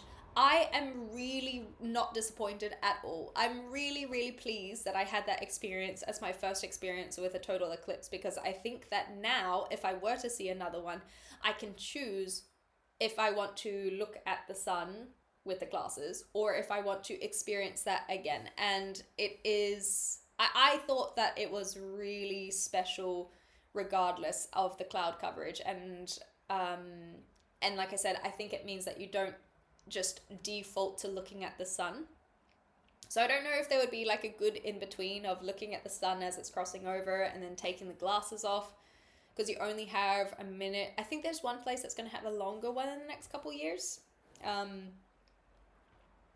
not mad at all. Not disappointed. Are you Swedish model? Yes. Not many people pick up on that actually. So well done. I am very impressed that you were able to pick my Swedish accent so easily. No, I'm from New Zealand. Sorry, that was sarcasm. If you couldn't tell, I'm from New Zealand. In answer to that one. You speak too fast. Well, if you're actually from Germany, I can understand that it might be tough to understand me if you don't have English as a first language. But I don't think I speak too fast. I think that it can just be tough for people who don't speak a second language. Sorry, who rather. I think it's tough for people who speak English as a second language. My apologies. You can look straight at it during the full-on eclipse. I am not risking that. I do not want my retinas to burn. Thank you very much. I saw the eclipse last year. Oh my gosh. Well, I don't even know where it was last year. I know that there was an American one not too long ago, but I thought that was a couple years ago. So I don't know where. Yeah, I thought that was that 2024 or was that earlier? Doesn't matter. I don't know where last year was. So Swedish. Clem is the Swedish chef. Hilarious. I'm super excited about eclipses. No, that's so fine. It is an exciting thing to discuss. Hi, Lucifer. I took a while. I don't know what this beginning was meant to be, but you took some eclipse photos with my camera and was shitting bricks. I was so worried it would burn holes into the sensor. Yeah, I know a lot of people have polarized lens caps for eclipses. Hi, Kyle. Hope you're well as well. Thank you so much. Much appreciated. Yeah, I haven't been streaming on YouTube while I've been on my travels, but it's nice to be back. Okay, the main difference for the spiders is the harvestmen have a single oval fused body segment with no waist, cannot spin silk or make webs. Oh my gosh. And then they possess no venom glands or fangs. Well, thank you, Corey, for sharing, even if it's not a fish fact. Weird that it's sunburn on the back of your eyes. Yeah, I don't want to risk that. Thank you very much. Watch the VOD and it holds up even after live in the moment. Or after live in the moment. I can't remember which part in particular that was, North Star. But I'm glad to hear it. It's actually true. During totality, I had to take my filter off my camera to take the photo so you can look at it during totality, but I did not do that. Too scared. Yeah, I would be too scared as well, especially if you've got a fancy camera. You don't want to be unless you've got insurance for that. And I feel like that would the insurance might not cover that one. I would do it as in look straight at the totality. Well, I'm too scared, and that's your prerogative and that's my prerogative. So it's whatever people feel comfortable with, and I don't feel comfortable looking straight at the sun. Germans tell someone to speak quickly. I'm trying to learn German. No, that I was speaking too quickly. I'm trying to learn German, and Germans speak so quickly that one sentence sounds like one word to me. I find that as well because I understand German okay, but when I'm amongst other Germans, yeah, it's the quick speaking, and so in reverse, when people have English as a second language, I understand that when people are speaking quickly, it can, or quicker than you can process, then it can be tough. How can you risk damaging your eyesight when it's getting darker? Look, if you want to look at the sun, then you can look at the sun. But I'll look at the earth, thank you. At this point, I should really have insurance. Camera gear is like 6 months of rent. Yes, if you've got good gear, then definitely look into the insurance. The eclipse is Satan's trick to get you to look up while he fingers all our buttholes. It's true. Simon in year 9 told me. Well, I've heard that as well, so I think Simon's onto something. Become the new Cyclops for the X-Men movie. Yeah, well, they already took Jean Grey. All of the ginger roles are being taken out from under me. I tell you what, I'm just sitting here on my couch and I'm like, Hollywood, hire me. And I haven't been. And I don't know what's wrong. I don't know why I'm not getting all these roles. Like, it's ridiculous. Anyhow, I'll just have to wait for the next ginger role. Maybe I can be Pippi Longstocking still. I'll get jacked up for it. I hope you're well, thank you, Insomnia. I was thinking it was a surprise to have you here, Lucifer, but a pleasure indeed. I am well. I've just come back from my big trip, and now I just get to relax for a bit. I don't know what I'm going to do for the next couple weeks. I've basically got 2.5 weeks before I go on a road trip with my cousin, and then my mama comes over. So I gotta figure out what I want to do for 2.5 weeks. Maybe Kingdom Hearts? Question mark? I will think about it some more once I can be bothered going back upstairs. Given the German tendency to compound words, one word often is a whole sentence. This is also very true. Don't you think all the superstition about eclipses is exactly for this problem we were talking about? You mean about, like, not looking at the sun? Bad luck? Maybe you just get blind because you look at it, you know? No, the thing is that I don't think it's about the superstition around eclipses. I don't think that there's not really anything superstitious about looking at an eclipse or what bad luck. I've never heard anyone talk about bad luck about looking at an eclipse. The bad luck is not even superstition. It's just irresponsible to look at the sun. Everyone knows that. It is irresponsible to stare at the sun. Now, with that as a fact, people will want to look at the sun when it is being blocked. But people are stupid. So they will look at the sun too early or too late or too long. Because they're like, oh, well, it's getting blocked, so it'll be fine. No, don't risk it. However, if it is in totality, I can completely understand why people would feel emboldened to look at the sky. Or look at the sun, sorry. Because you are now looking at the moon rather than looking at the sun. And if that is something that you are willing to do, then that is your prerogative. I, however, do not trust my intuition because I know that people and myself are stupid. I do not trust my intuition to know when the sun is going to return or when the totality is ending. And so I shan't risk looking at it. Because I'm not a risk taker. I don't think that's worth it for me. But never have I said other people shouldn't look at it. And if you're trying to push me to look at it, well then you're just being a pushy motherfucker. Because I'm not saying you shouldn't look at it. I'm just saying why I'm not gonna look at it. You know?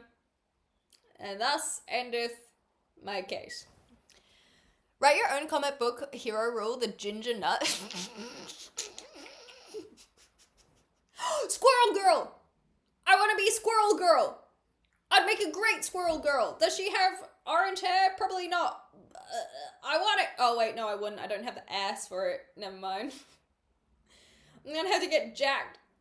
She does have orange hair! Oh my god! I could be Squirrel girl. Or at least, if I had... Okay, I can't be Squirrel Girl. I don't have the ass. But I could, like, I don't know, put padding in my shorts or something.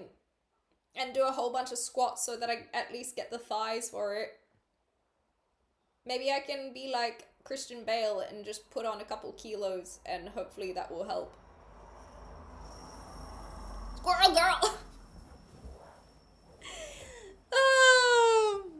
Anyhow, hi Lily.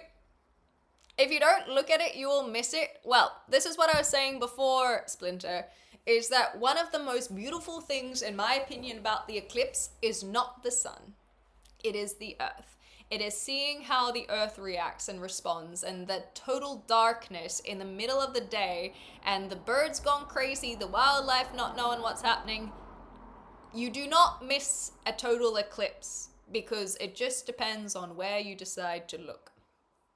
And in this case, in Iceland, where I could not look at the sun, that is what I was able to appreciate, is seeing how dramatic everything was on Earth.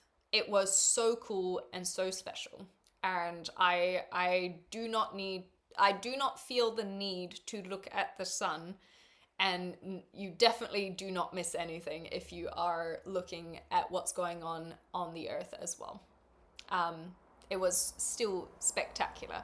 Plus, you can also look at the NASA website if you want to see the sun specifically. And I think that's what a lot of people don't consider, is it is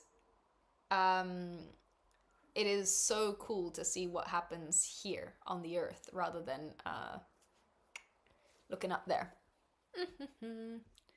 Those damn shorts, why do the girls do it? Well, there's been a heat wave at the moment, and also because, I wouldn't say it's a vain thing. Short shorts, sometimes you just want to see some people's legs. I would love to see some more people wear short shorts, I'll tell you what. I'd love to gaze upon those leggy legs. More like Kingdom Farts, good one. For me, you speak okay speed, but you have larger vocabulary and fast change the topics. That's where it can become a struggle. I see. That makes sense. Yeah, because it's like, we were talking about this, and now we're talking about that, and now we're talking, it's like, I can't follow. I can understand this. But hopefully the larger vocabulary, even if I have a large vocabulary, it doesn't mean I can pronounce everything correctly. But hopefully it helps you learn some more English words as well. Remember, folks, sun, harmful rays, and sunlight are not the same thing. Just because dark doesn't mean safe. Thank you, Lucifer. Also responsible. Because your surroundings are darker during the eclipse, your pupils expand, absorbing more UV rays. There we go. Okay, so you do have to be very careful. Hannah Fry had a great short on the eclipses and how NASA have matched them going back, so you can link them up with historical events. Oh my gosh, an eclipse mid-battle made both sides put down arms and work showed out. That's so cute. That's so cute. Sounds like a bunch of science nerd bullshit. I know, look at the sun so hard. Enjoy. Everyone can look at the sun at least once. The argument is like, people tell you I will continue to smoke. Look at my grandma smoking for 50 years and living to 85, so why should I stop? Get a rubber ass? I know, right? If they can have fake boobs, they can give me some fake ass and hips. As long as I do a good job. I'm not gonna lie, the geese were very chill. It may be because they were demon spawns themselves and they did not give a fuck about the darkening sky. Yeah, that sounds about right for a goose. Milana Vaintrub is the definitive and most famous live action and voice actress to play Marvel Squirrel Girl. Fuck! I have to find another redhead. She was officially cast in 2017 for the live action New Warriors television pilot on Freeform, and has since voiced the character in podcasts and video games like Marvel Rivals. Okay, so I won't play her then. I'll play someone else. Are you an actress? No, I'm a failed actress. I like short shorts too. Short shorts are truly a godsend. Exactly. Yeah, the solar eclipse. Yeah, I thought that was sick as hell, Boba. A total solar eclipse stopped the Battle of Halys. I'm going to say Halys. Battle of Halys between the Lydians and the Medes on May 28, 585 BCE. The sudden daytime darkness frightened both armies. They viewed it as a sign from the gods to stop fighting, leading to a quick peace treaty. That's so sweet. I love that. Bye, Ian. See you later. So Lily said to 9 Inch Splinter, if they liked 9 Inch Nails, 9 Inch says, I was a fan. And then Lily goes, did it cause a splinter? You are so... Lily, I appreciated that. Failed adult actress, thank you. The movie, so it was a TV show from New Warriors by the looks of it, Dolta, and it does look like that got scrapped. But my assumption on what Boba's Google dump is saying is that should it get picked up again and should a movie be in the works, that she will probably still have the role. Oh, Lucifer, your presence has been a breath of fresh air. I'm glad I was able to drop by. Unfortunately, I must sleep. Yes, please go sleep before the sun rises, and don't stare at the sun when it does rise. Have a great day, rest of your day, and have a good one. I think the next stream I join will be after I move. Oh my gosh. Okay, well, all the best, Lucifer. Thank you for swinging by. We'll see you when we see you. Keep us updated and let us know how the move goes. I didn't get it. That's all right. 9 inch. It's just it's a silly little joke. Hi, Glow. Good to see you. She's in the role like Channing Tatum was on Hold for Gambit. That's a really good comparison, yeah, because was he meant to have his own standalone movie? I don't think he was meant to have his own standalone movie. It was just that he was meant to be included in some more of the X-Men Marvel stuff, and then that didn't happen, but then Deadpool came out. And I think now, based on that cameo or that role, that perhaps they could get their own movie, but we'll see what happens. Hollywood and movie industry is not doing so hot, so I would be surprised if they greenlight a Gambit film at this point. She's in the role. Oh yeah, sorry, this one. I don't care what else gets made or not. Romy and Michelle's high school reunion is real cute. Now we get him again in the new Avengers. I keep forgetting about Doomsday. There's been, Doomsday has been a thing for a while, right?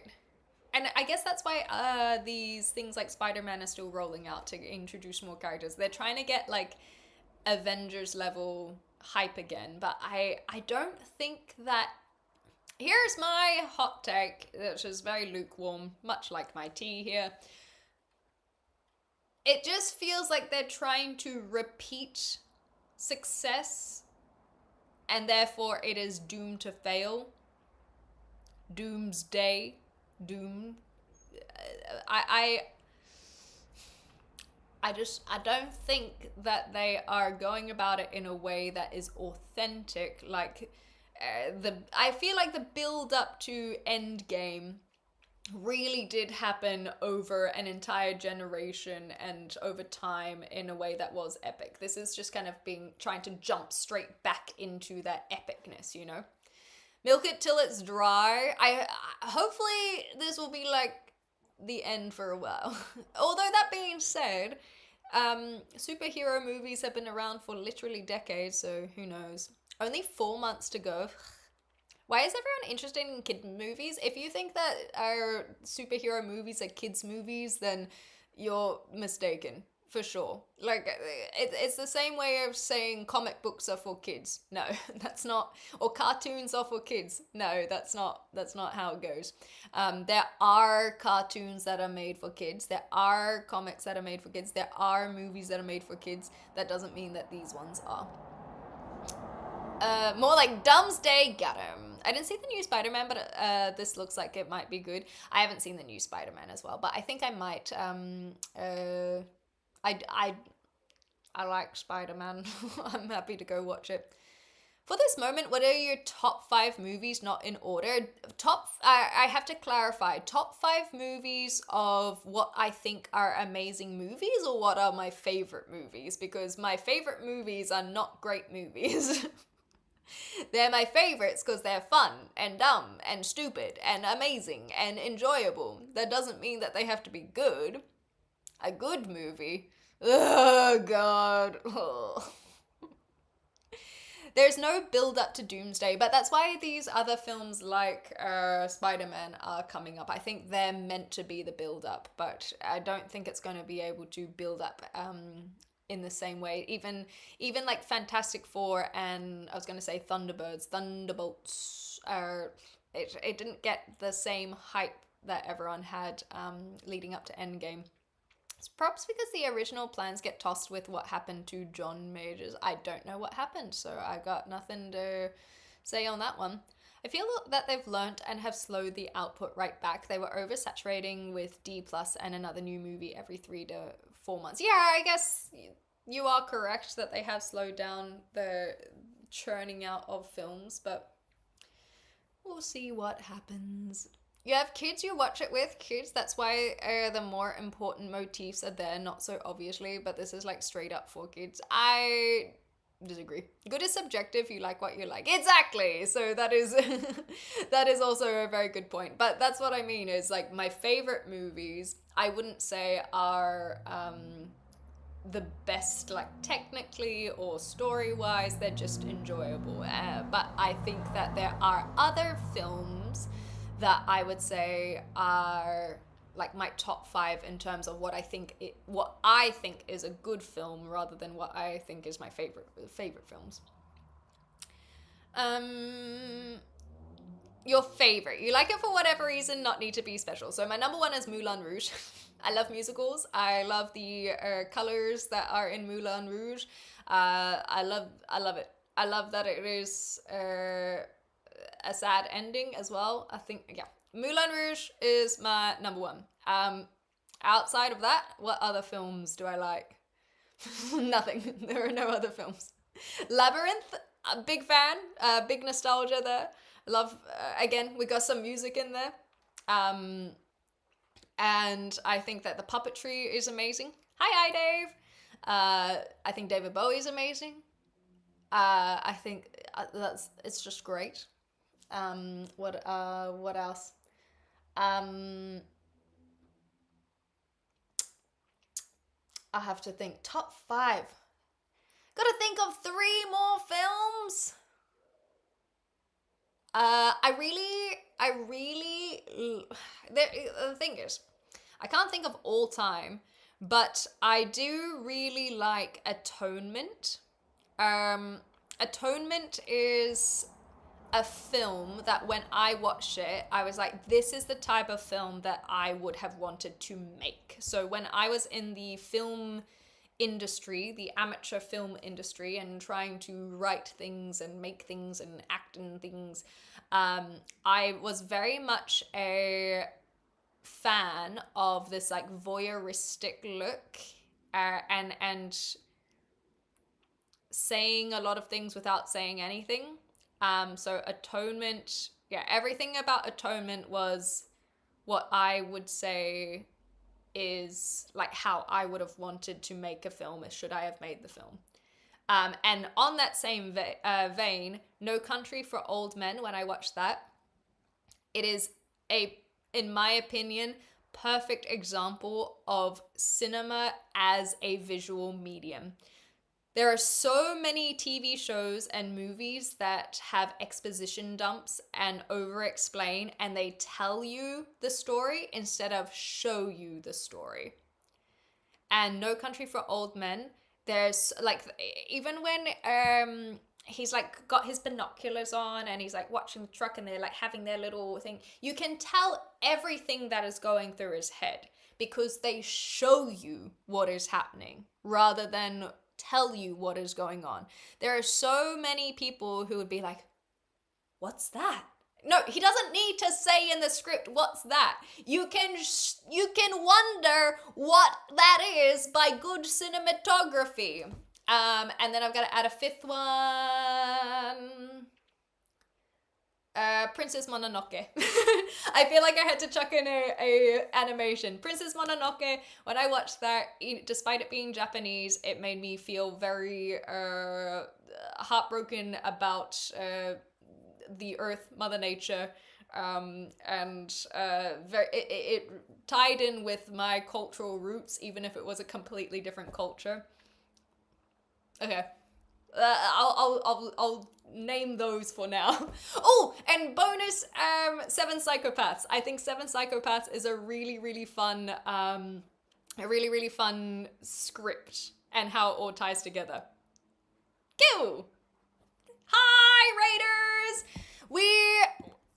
We're just rattling off some favorite films of mine. It's good to have you here. Thank you so much for raiding on in. I hope you had a wonderful stream and some amazing games. Hi Sharpa, good to see you. If you guys are from my community and you haven't followed Let's Roll for Dragons, please make sure to do so, especially if you like TTRPG content. They do a whole bunch of themed D&D one-shots, not just Dungeons & Dragons, but they're just so inclusive of a lot of Australian content creators as well. And I am going to make a little appearance in October on their channel, well, rather on their panel at PAX Australia. So if you guys want to come check that out as a little collaborative, then that will be on the Sunday of PAX Australia. Now, if you guys are from Let's Roll and you haven't come across me before, hi, I'm Clem. Hi, I'm originally from New Zealand. I was living in Melbourne.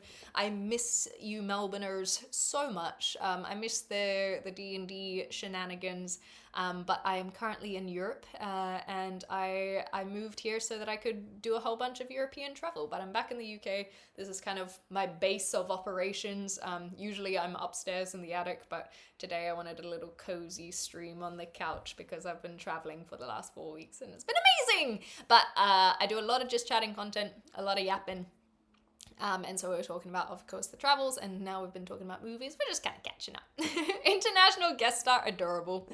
I love that. So now you're all caught up to speed. If you do need to head off, I know that it is late for that side of the world, but I do really appreciate the raid. Much appreciated indeed. Anyhow, so yeah, we're just talking about films. Hi, Georgie, I'm well. What did you think of the new Spider-Man? I have not seen the new Spider-Man yet, but I do plan to. There's never supposed to be a Doomsday. Oh, so for the Raiders, we're talking about Marvel. It was originally meant to be Kang as the next baddie. I don't know who Kang is. I don't know my Marvel comic book knowledge very well. I liked X-Men in terms of Marvel, but outside of X-Men, yeah, my knowledge is quite limited. I think I was more of a DC fan, Batman fan. Oh, I forgot that RDJ is Doctor Doom. How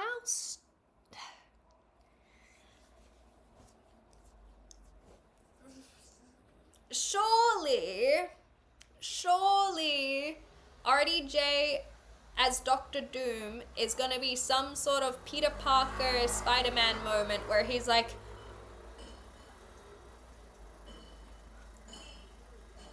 right? That's the only reason I can excuse him as Doctor Doom. It doesn't feel like... Anyway, my Doctor Doom is Julian McMahon. I know no other Doctor Doom other than that man. R.I.P. Much sad. Oh, sad times, man. Sad times. I've said, heard today that Twitch opt streamers in by default for using it to train generative AI, but you can opt out. Yes, I made sure to turn that off. John Majors was going to be the big bad, but he was accused of assault. Oh, wow. Okay. They had to pivot from what they set up post-Endgame. So who is John Majors? I am pleased that he is not getting his platform if with these allegations, but I don't feel like I know who that is, and I couldn't see anything immediately on IMDb. Everything Everywhere All at Once. My mum's almost here, Vova, so I'm saving it for when mum's here. She is here in 1 month time, so close to Everything Everywhere All at Once. I want to save it for mum. Atonement, I haven't seen it, but I hear there's a library scene. There is indeed. It's very saucy.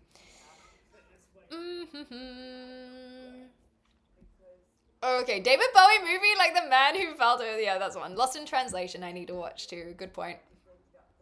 Good point. Hi, Azza Ann. Good to see you. Oh my gosh. The last movie he was in was a blast. He's a very good actor, but a piece of shit. Oh, okay. No, that sucks. Not John Mayer, John Majors. Two different people. He was an up-and-coming star, very good actor, but yeah, not a good person. Okay, there we go. Twitch, we are about to hit an ad break. I do apologize. all you're going to miss out on is me looking up John Majors, and then when the ads are over, we will have information for you. So we'll see you on the other side. But thank you for supporting through the ads. It is a free and easy way to do so. Or you can consider subscribing, of course, but no pressure. Thank you for the values as well. Is it Jonathan Majors? And he was in Creed? Is that the guy? Because when I look up John Majors, I get Jonathan Majors. Okay. No, I don't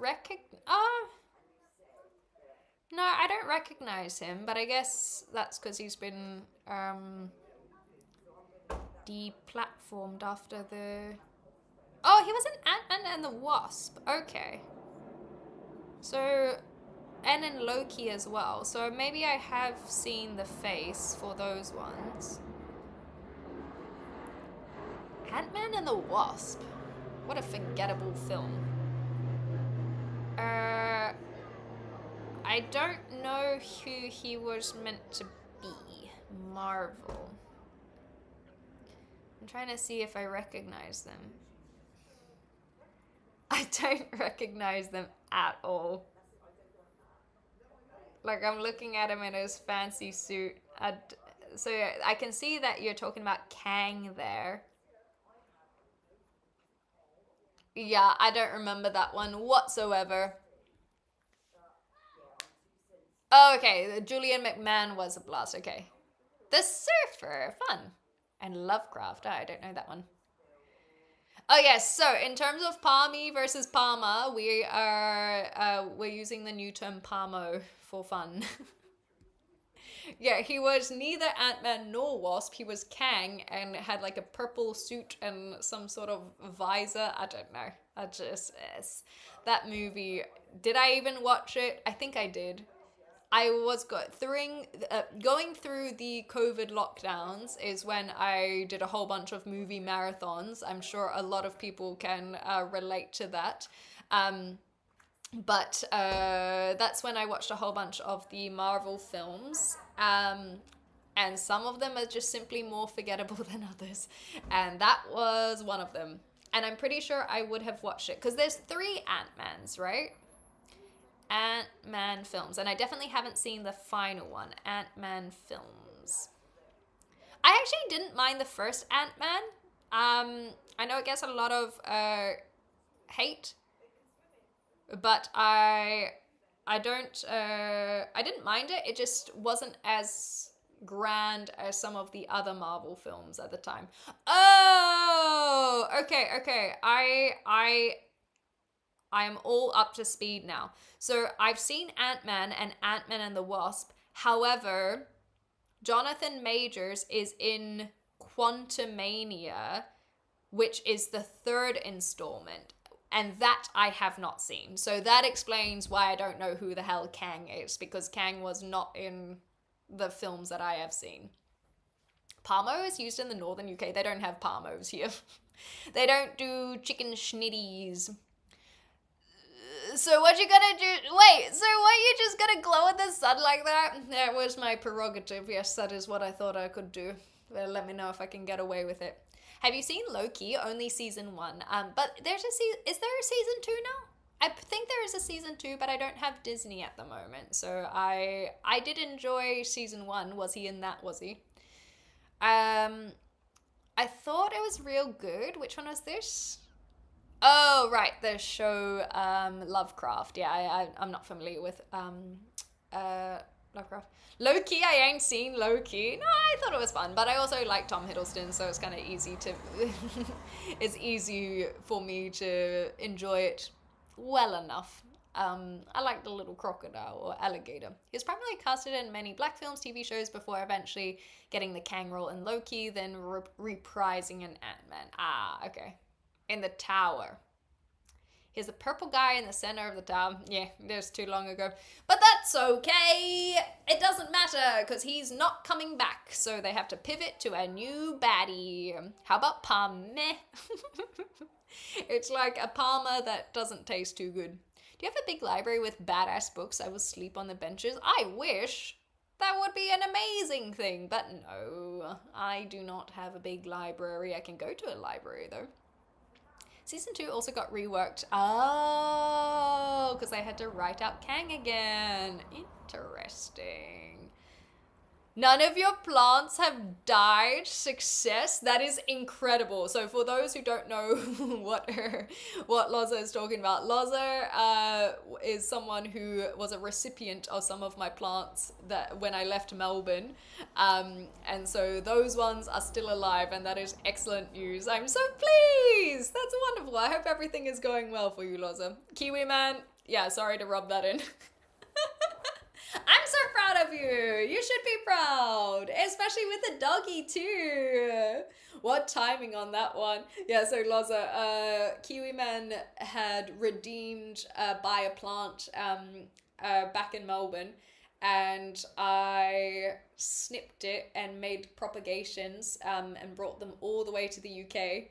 And because there was a heat wave and I was not here during the heat wave, unfortunately, their plant has died, and they learnt about it today. So you celebrating the non-dead plants is hilarious timing.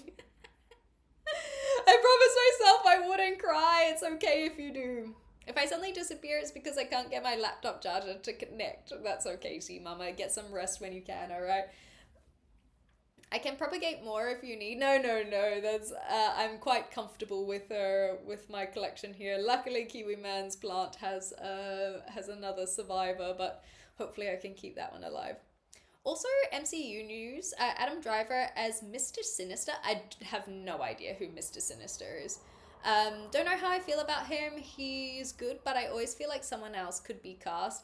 Yes, I actually completely understand this sentiment. There is, similar to the Odyssey, which I haven't seen, so I don't have opinions on the Odyssey. But the reason I bring up the Odyssey is that there's a lot of stars in that cast when, I don't know if there needs to be. And Marvel, I think it's the same thing, where it's like, look at all of these famous people and reason to come watch the film because there are good people in it. Just make a good film. Are you Aussie? No, but I lived in Australia for 10 years. I'm a New Zealander. Ignore all the online bullshit. It's a great film. Yeah, I've heard that it's actually very good. So I think I do want to go see it for my own opinion, but it probably won't be for a while. I need the hype to die down. Although I also think that it would be better to watch in cinema. My Swedish friend said I should also make sure to watch it on 70mm. But yeah, I don't know who Mr. Sinister is as a character. They need to get people to watch the movies. And this is the thing, is, okay, pause. I completely agree that the movie industry is really struggling. You can see that with a lot of the failures and a lot of the movies losing money. And so I do think there needs to be a reform of the industry somehow, and I can't see what that is. I don't know if it's like getting rid of streaming services as an example. I can't tell you. I don't know if it's just movies going, let's make this dirt cheap across the board. I legitimately don't have an answer. However, I think that I will wait for this plane to pass.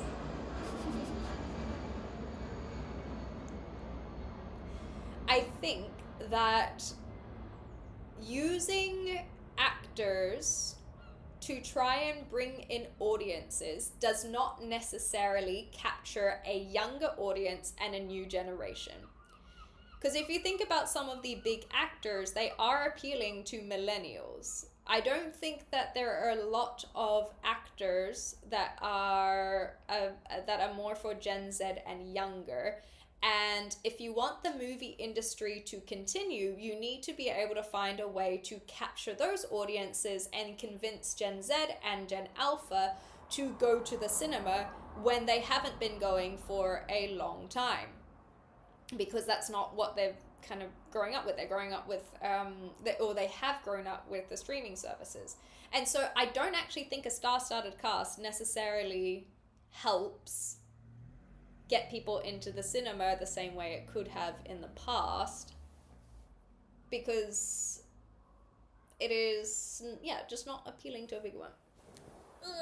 Anyway, just some thoughts that I've only thought about right now. I'm totally out of movies. Last 10 to 15, I can't handle Hollywood superheroes, so much political propaganda. Old movies are propaganda too, but now I overanalyze everything, can't just watch. Yeah, and so we've watched a lot of older films that are just made for fun, and I don't think that a lot of these movies are made for fun anymore. However, I will give an exception. I think that the horror industry at the moment is seeing some of the best films that have been coming out. I like, and anytime I go, ooh, that looks like a good film, it's in the horror genre. So I do think that there are good films that are being made, but they seem to be over in the horror genre. And of course, there are still some really shitty horror films, but think of Obsession, for example, Backrooms as well. Like, I think that those are films that have, or that genre has been bringing out some bangers. But these large scale ones that are meant to appeal to people who, because there are a lot of people who don't like the horror genre. But I think that genre is, Weapons, that got a lot of people who are interested in horror into the cinema. So I think that the horror genre is actually doing okay. But I don't think that there is a lot of green lighting of films being made for fun, enjoyment, art. It's being made for money. And that's why I think horror is the exception. I think there are a lot of people who are trying to make really good horror films. Weapons sucked. I haven't seen it. I just know a lot of people went to go see it. So that is why I'm happy to include that in there. Some theaters do, but they need to just show more rerun movies. I'd go to the theater to watch Rocky or The Longest Day anytime. There's a YouTuber who said that the last one that they went to watch was The Lord of the Rings. The last movie was The Lord of the Rings rerun, and I thought that was such a good example of how people are willing to go see these things. It's just not the new things that are coming out. Brightburn? Oh, I've actually heard good things about that one as well, but I haven't seen it either. Also, Hacked, I would go to see. Praise A24 for the ability to get smaller budgets out to the masses. It's not just making the movie, but getting it out. Yes, and I absolutely give A24 that credit as well. People in love with the chick from the Obsession movie, and she also got cast in the X-Men movie. There we go. Well, good luck to her. I think that sounds awesome. Weapons was a great one. The director specifically didn't want there to be any sort of ulterior motives of messaging. Oh, there we go. Like I said, I haven't seen Weapons, so I don't have opinions on whether or not I like Weapons, but I know that it got people into the cinema, and there are people who did enjoy it, or at least were like, thought it was fine, and so that's why I was happy to include that. Jetlag, Jack Schmag. Hey Lexington, hope your travels are going well. It's so cool to see all your photos. Is the casting someone big in a voice role argument? The names shouldn't matter. Hire the best person for the role and what time you're going for. And also consider that if you don't hire a big actor, then that's some of your budget that you can put into the film or into the equipment or into something that's not going towards casting, for the hundreds of millions. But I guess the idea is that they'll make that back because people will go see it. And Ouroboros, to be sure. Brightburn was fun. Yeah, I know that we've spoken about it in the past. Last film I saw was The Death Cure, and that was 2018. Okay, coming up on time. There's a local cinema in Sydney who plays Rocky Horror Picture Show every week. They're a cult following of people who go each week throwing plastic spoons at the screen. That's amazing. I know that The Room is like, maybe that's The Room. I think the plastic spoons are The Room, because I've seen that in Melbourne. They do one, I think, once a month. Do you watch art movies or let's say European cinematography? I actually don't watch a lot of movies. I am very critical. I have like a strong opinions on things, or rather, I feel like I'm good at explaining my views on things, but I'm also aware that I haven't watched a lot of film. I love film. I wanted to be in film, but there are so many movies that I have yet to watch. And so, considering I haven't watched classics, I also haven't watched avant-garde films. But that's not to say it's because I haven't that I wouldn't enjoy them. In fact, I think I would very much enjoy them, especially because a lot of these like European fancy ass avant-garde artsy films are a lot more visual, and so I do think that I would probably enjoy them. But I just haven't watched a lot of stuff in general. Hi, Enlock! I am well. I hope you're well, though. I haven't even seen advertisements for weapons. So this one was about a year ago, Toad. So you won't be seeing it now, but it was last year. I think around this time last year. And like one of the actresses got a nomination for her role in it. I don't think it got any other nominations other than the actress role for the Oscars. But anyway, so if you haven't heard of it, it's because the timing has already passed. It was last year. Don't get me wrong, but I think the new Black Panther is miscast. Is there a third one, or do you mean the second one? Because I didn't watch the second one, that whole era, that phase, as they call it, I hadn't seen. But if there's a third one, then I'm just completely unawares of it. Heated rivalry, let's go! Write a good show movie, the people will come. K-pop Demon Hunters! K-pop Demon Hunters! Must I say it? Netflix didn't have high hopes for that one, and look how much people enjoyed it. Surprised it was less than a decade ago, so I have to wait another couple of years to make that claim. Yeah, I think at this point, you have to avoid the cinema until at least 2029. I agree, because then you can be like, it's been 10 years since I've gone to the theaters. As alive last year as well. Really? Here I was thinking that you were born like 2 weeks ago. My bad. That was a really odd assumption that I made on my part. Sorry. I'm really sorry about that, Toad. I guess because I was like thinking of the life cycle of toads, but that doesn't mean that you are a toad. That's just your name. Yeah, that's on me. I take full responsibility for that one. I'm very sorry. Hey, Kane. Anyhow, so you may not have seen the advertisements last year, but I don't know if you're into horror is the other thing. I really think they should have kept Gabriel Luna as the new Ghost Rider rather than casting Ryan Gosling. I thought Luna was great as the writer. He ain't no Nick Cage, but that's not a bad thing. Yes, Nick Cage is just different. League of his own. Making a mess out of the theater because of stuff that happens in the movie is wildly obnoxious. Yeah, but for The Room, it is like for a specific, like you go, because I've been to one of these showings as well. I went to a double feature of the Disaster Artist, the making of The Room, like the where James Franco played Tommy Wiseau. It was that film and then The Room afterwards. And The Room itself, globally there are theaters that will have kind of, you know how it's like, oh, when you're watching a movie and it's like when they say this drink, it's kind of an equivalent of that. So they have The Room showing with a very specific idea that people will be, it'll be audience participation. And so it's not just that you do it any old time, it's that it is done with the idea that it will happen. I like the first 5 seasons of Supernatural. Hell yeah. You got a lot of Supernatural fans over here as well. I still haven't seen K-pop Demon Hunters. Doesn't look like anything I'd be interested in. Yeah, I can't imagine it being your jam, Kiwi Man. But maybe you'll be surprised. I actually like Keep Up Demon Hunters as well. It's pretty fun. It's pretty fun. Because keep in mind, you've watched some musicals, but I wouldn't say you're a musical guy. Anyway, Keep Up Demon Hunters is fun. Early signs of dementia, of course.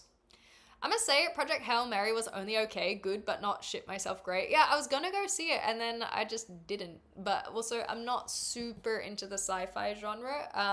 That's not to say I don't like sci-fi, but when sci-fi films are advertised, I don't get the same, like, oh my god, like, I really want to see that in a way that other people do.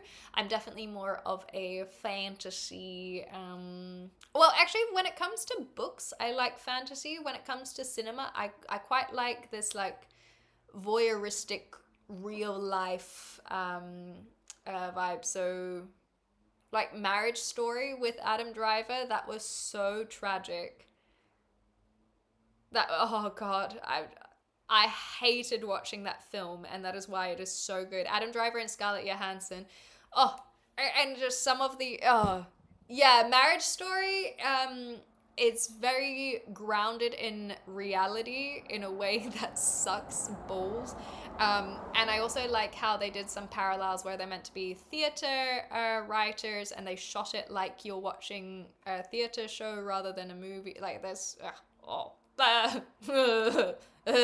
so in my films, yeah, I definitely like this snapshot of a reality, and it can be a reality that I'm not a part of, so like seeing it as into someone else's life,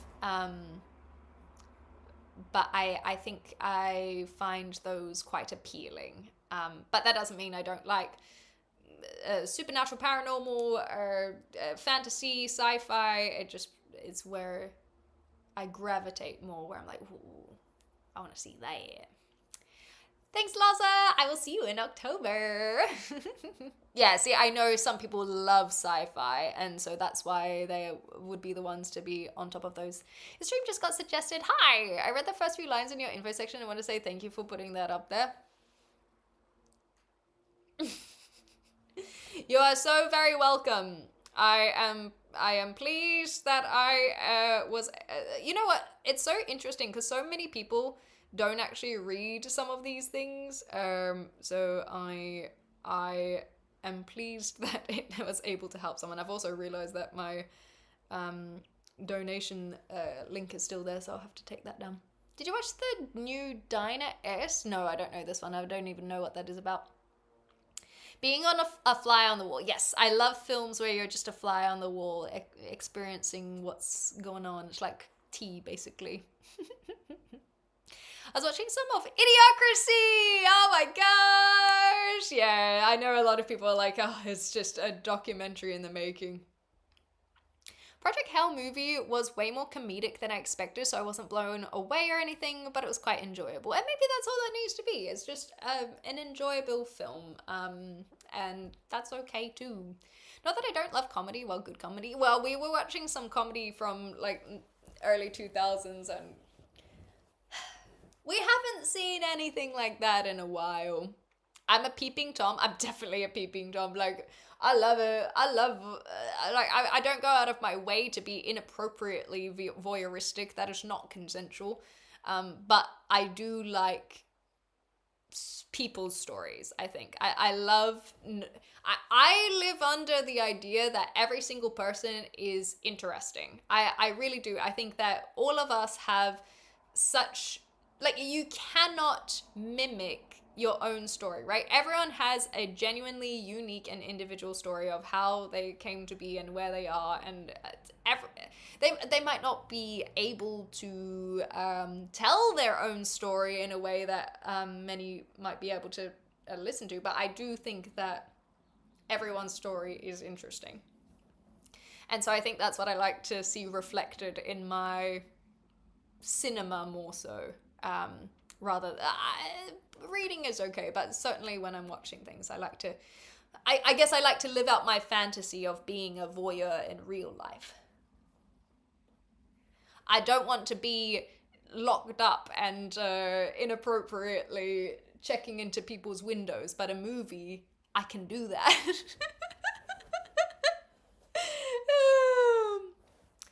Uh, so no meta glasses. No.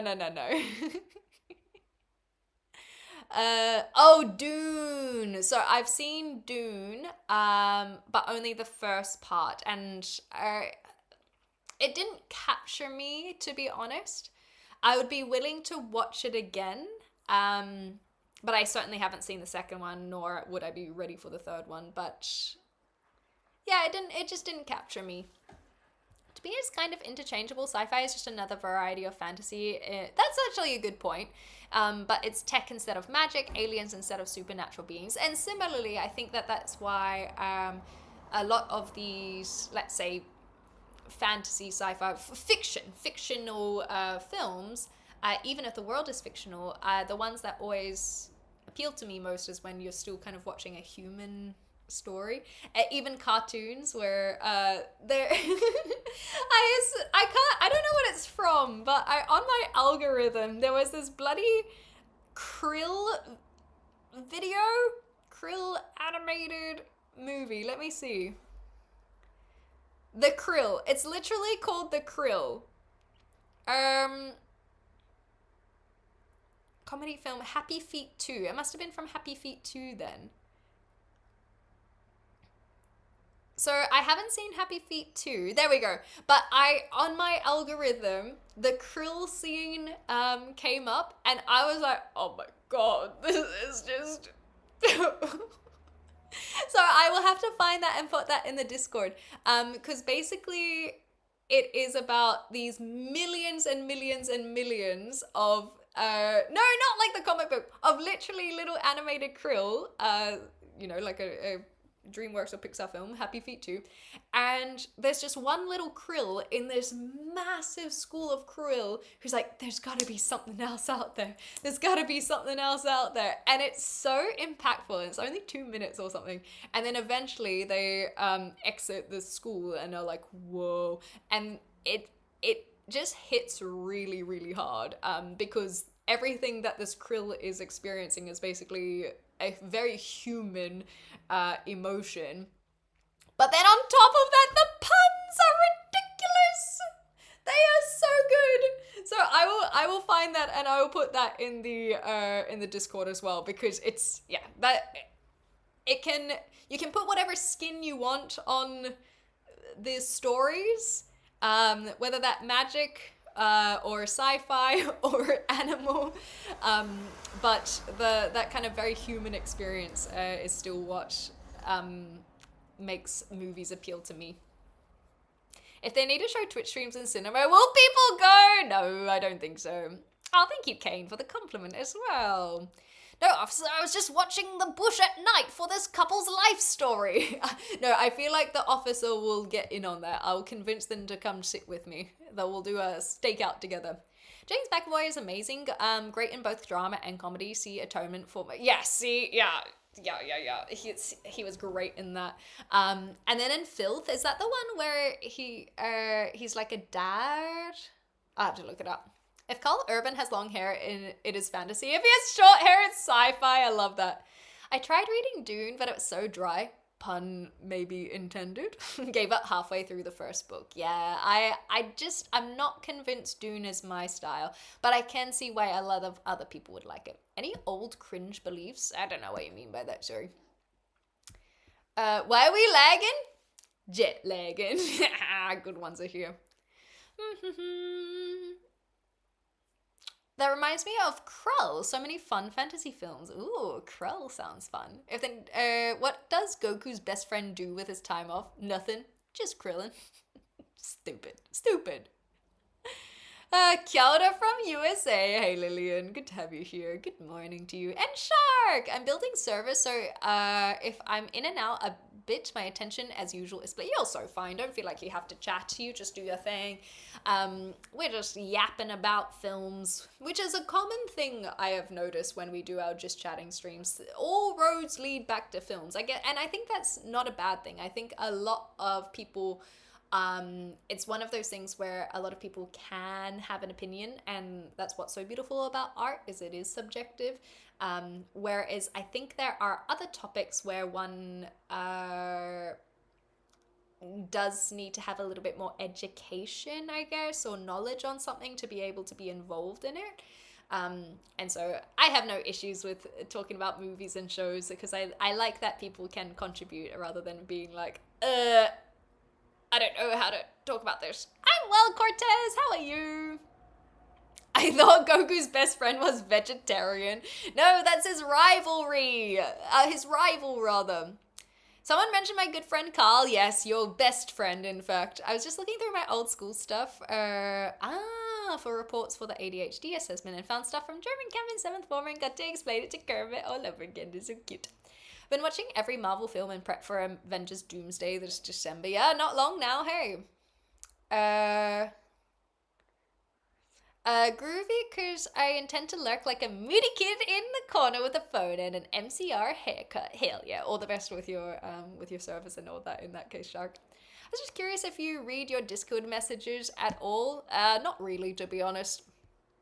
He was also great in Split and Speak No Evil. I don't know Speak No Evil, but Split. Split is is it the Glass? Because we watch those in the Discord server, right? Is it Mr. Glass? Anyway, I do know that one. I just can't remember what the it is Glass Trilogy. Okay, that's what I was trying to remember, is what the trilogy itself was called. My DBZ headcanon is that the universe ends with the final battle with Vegeta. I like that. So many appearances of the word potential. That is what they say, right, when you're getting the ADHD assessments, is if anyone says that you had potential, that probably means that you were struggling with utilizing it, maybe because of ADHD, question mark. So many remakes, prequels, trilogies for me is the smell of money laundering. That's funny. Not reading DMs is probably the healthiest thing you can do. That and not having open DMs as a chick on the net. Exactly right. It's the same with Instagram. So I basically don't I don't have my DMs open. People are really weird. Exactly. The original Dune movie is disgusting. I can't believe they thought it was a good idea. As in the one from the 70s. Because I don't hear a lot of people talk about that one. A lot of people don't even know about it. So I'm assuming that's the one you're referencing. But I haven't seen it. So I've got no opinions on that one. Speak No Evil is a remake of a European horror that came out very recently. Yeah, well, I don't know that one. I do know that there are a lot of American remakes of European stuff. Which I'm not necessarily a big fan of. I think that it would be nicer if they just promoted and shared the European or British version. Hollywood has always done remakes. Yeah, I know. I don't know what a original story would be at this point. From Hollywood. I'd like to make that clear. From Hollywood.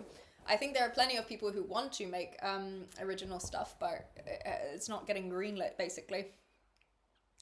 It was 1983. Oh, okay. So this is for the Dune one, right? Hold on. De Laurentiis didn't want to claim it as his own at the end. The production, he was so hacked off with it. Damn. Okay. Some amazing things came out of the 70s. Yes, I know this. Like Labyrinth. Unless that was in the 80s. I know what you're referencing though, C Mama, but I want to make that clear. Music. A lot of great music from the 70s too. Labyrinth, I think, just sneaks into the 70s. Or maybe it was the 80s. Damn it! I was wrong. 1986.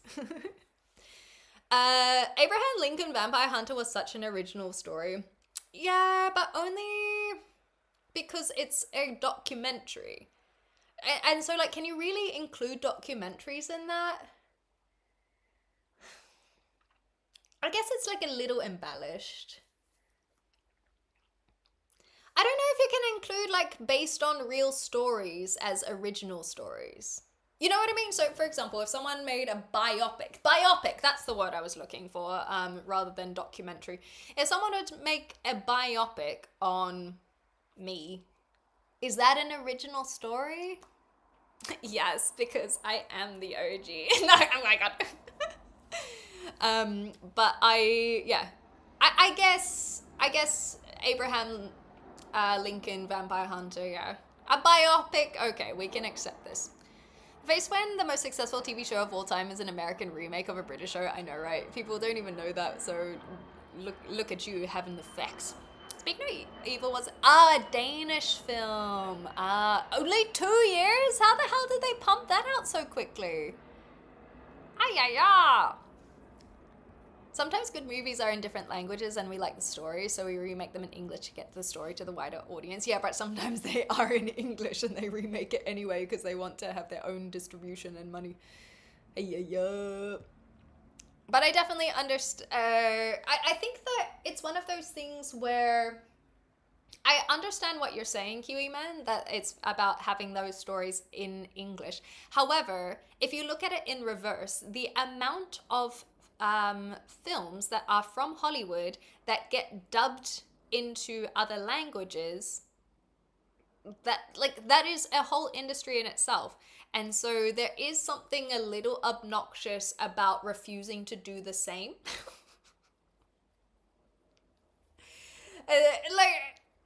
What, Japanese anime is fair go, but the Untouchables has to be remade with Bryan Cranston?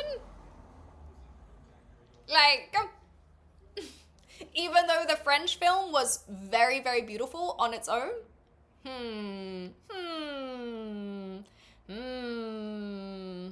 Wait, not the Unbreakables? I always get this mixed with Untouchables. That's why I looked it up. Oh my god, what is it called? I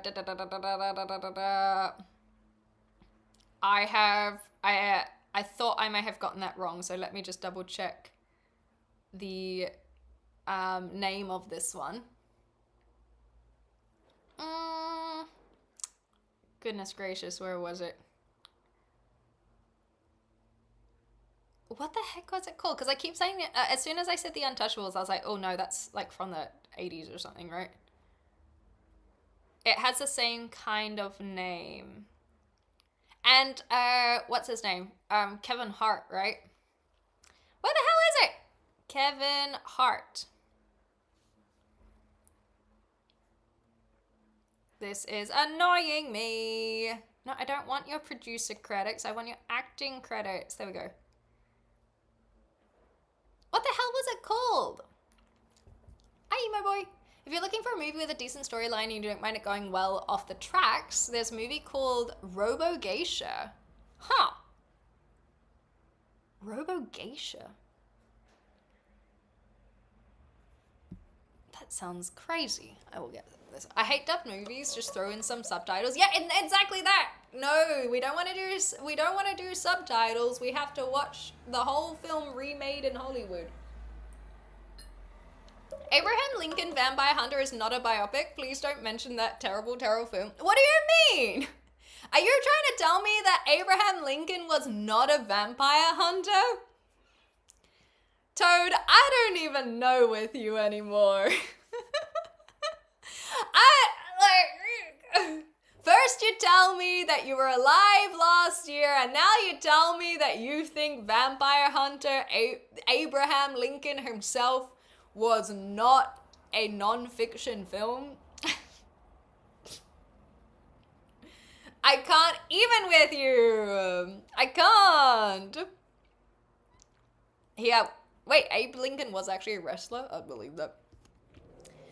Yeah, there are people whose entire job is dubbing Paul Rudd. Isn't that crazy? Into Hungarian. The word biopic is officially pronounced biopic. According to major dictionaries, biopic is... yeah, I say biopic. Well, if you go biopic, like, if you just string it together, biopic, like, they're kind of the same. Americans are allergic to subtitles, that I believe. Clem Rants, the movie. Clem Rants as a movie. I like it. 6 seasons in a movie.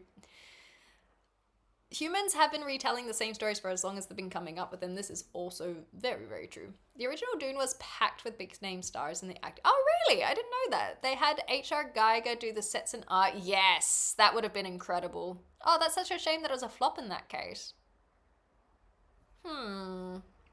Abe was a wrestler and a good one too.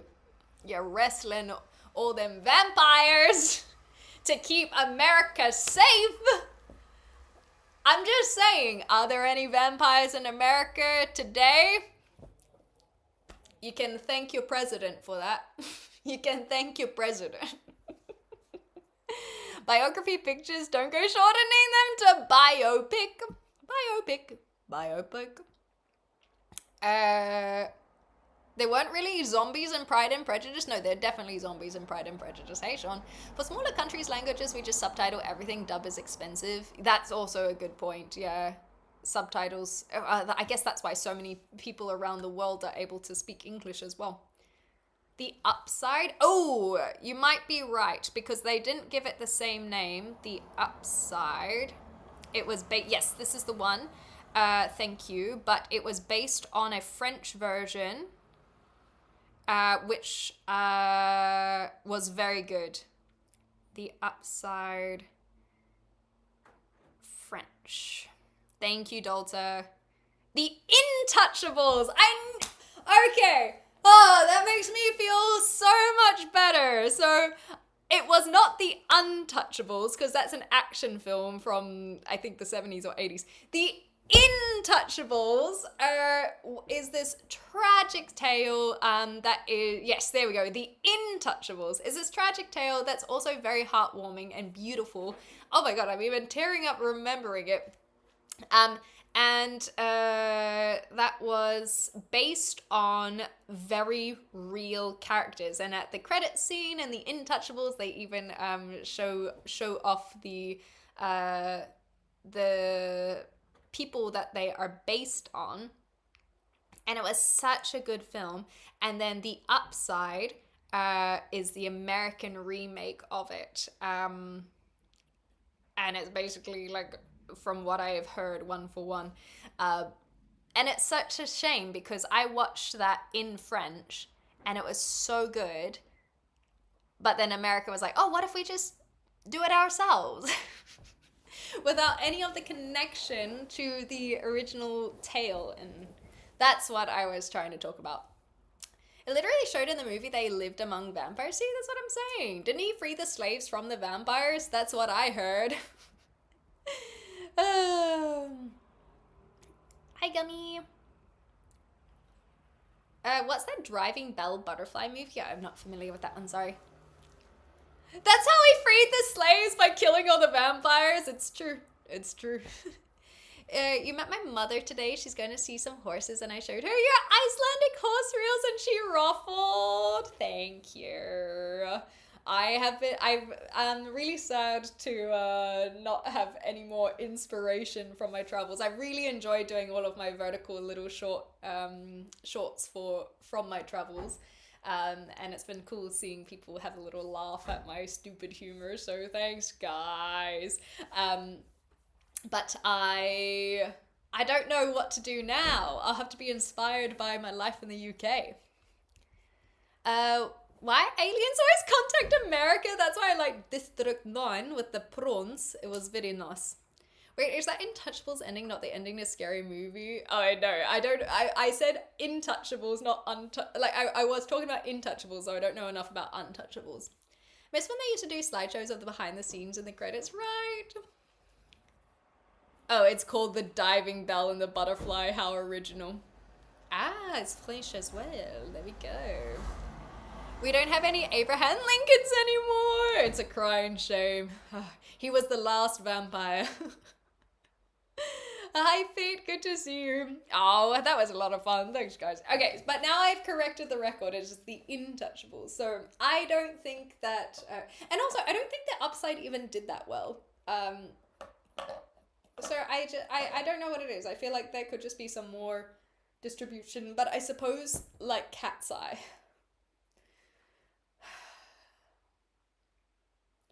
A lot of you guys are guys and won't know who Cat's Eye are. Cat's Eye are a pop girl band.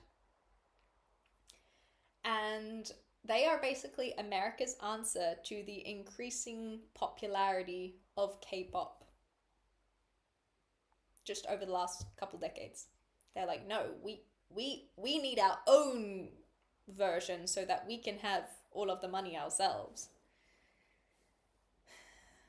I'm not a Cat's Eye fan. Yeah, it's spelled differently to the Cat's Eye eyeliner. I'm not a Cat's Eye fan. I can tell you that much.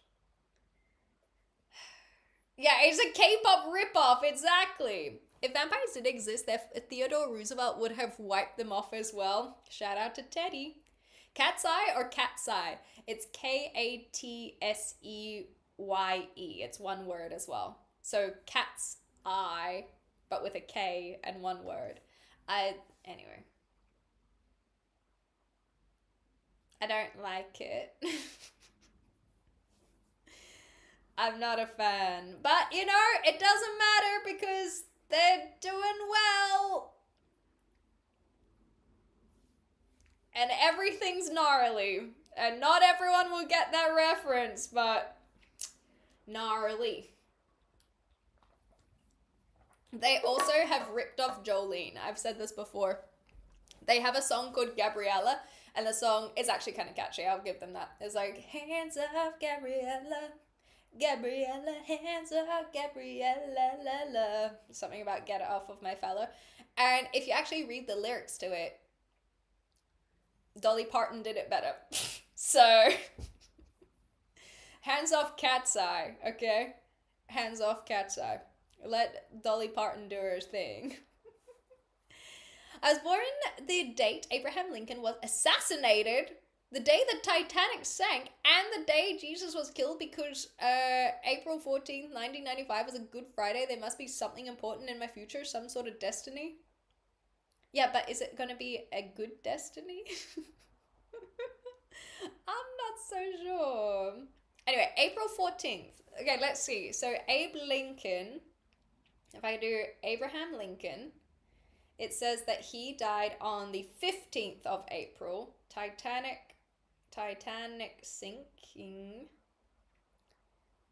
was April 15th. So you might be a day, but I guess it just depends on time zones as well. So for example, wait, did I get this right?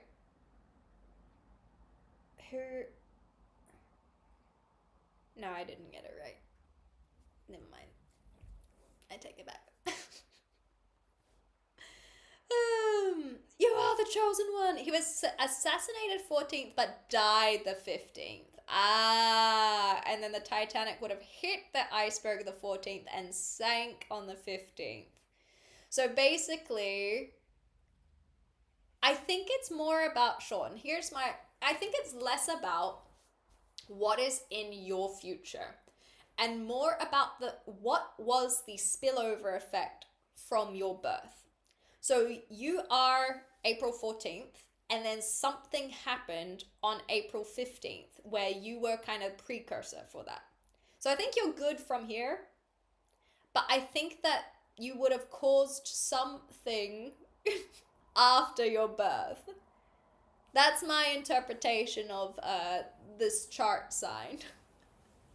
K-pop isn't any good either. That's just my opinion. Don't hurt me. The thing is that a lot of the K-pop that, just like any pop music, right?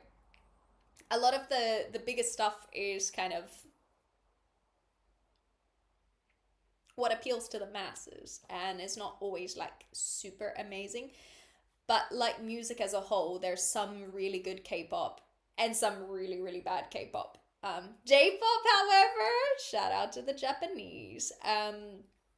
And so I think that there can be some, because basically it's just Korean music at that point.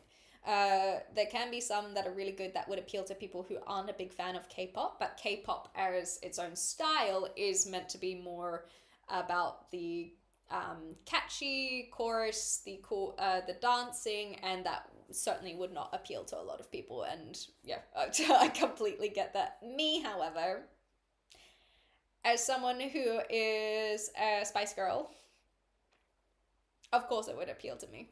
And I love it. I love the catchiness. I love the dance. I think it's so much fun. I loved doing it when I was in Melbourne.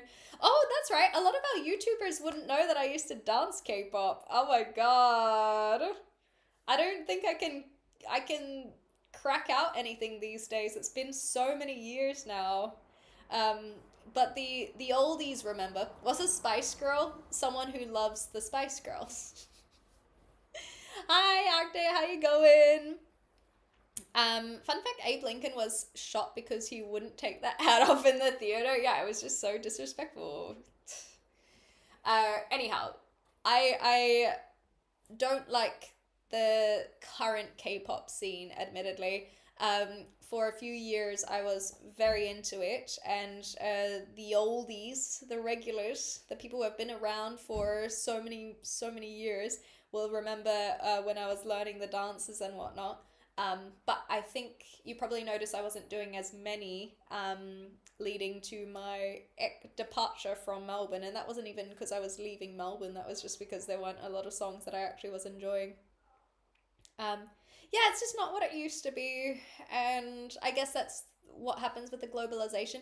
However, this is also the point, right? Is that there's the globalization and the super popular ones that you might not like, but if you were to now go and dig deeper, you'd probably find stuff that is more like what I used to enjoy, and it's just that you have to actually go and find it.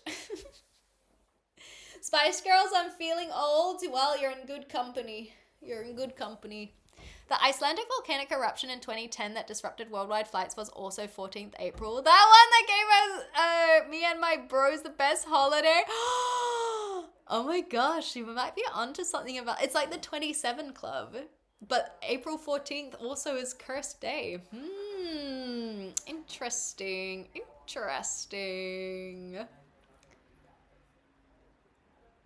Okay. I think we're good there.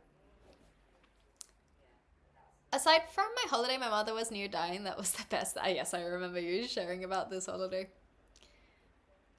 Every boy and every girl, people of the world. If you're having a good time, shake it to the left, feel fine, shake it to the right.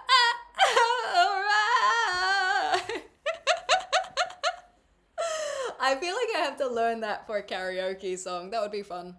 That's why I have you to find it for me. Fuck. Yeah, I don't want to do work.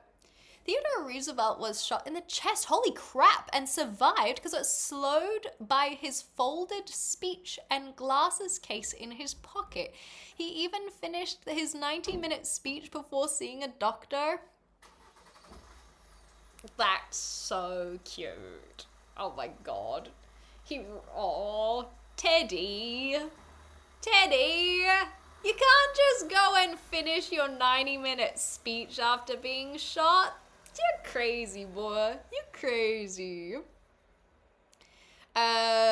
See, whereas I'm old enough to actually have been singing the lyrics. What do you mean? Spice up your life. Okay, let's get it. People of the world. Okay. Slam it to the left if you're having a good time. Shake it to the right if you know they feel fine. Shake it to the right. Go round. Slam it to the left if you're having a good time. Shake it to the right if you know they feel fine. Shake it to the front. Hi, see ya. Hold tight. There we go. Amazing. Kakariki Man in Timbuktu. Cute. I was definitely a posh Spice guy. I know people are going to assume that I was a Ginger Spice gal. I liked Baby Spice. Baby Spice was my gal. That's who I liked. Alright, guys. I don't have anything more to say. I think I'm pretty happy to wrap up my day. Slay. This is the way. Yay!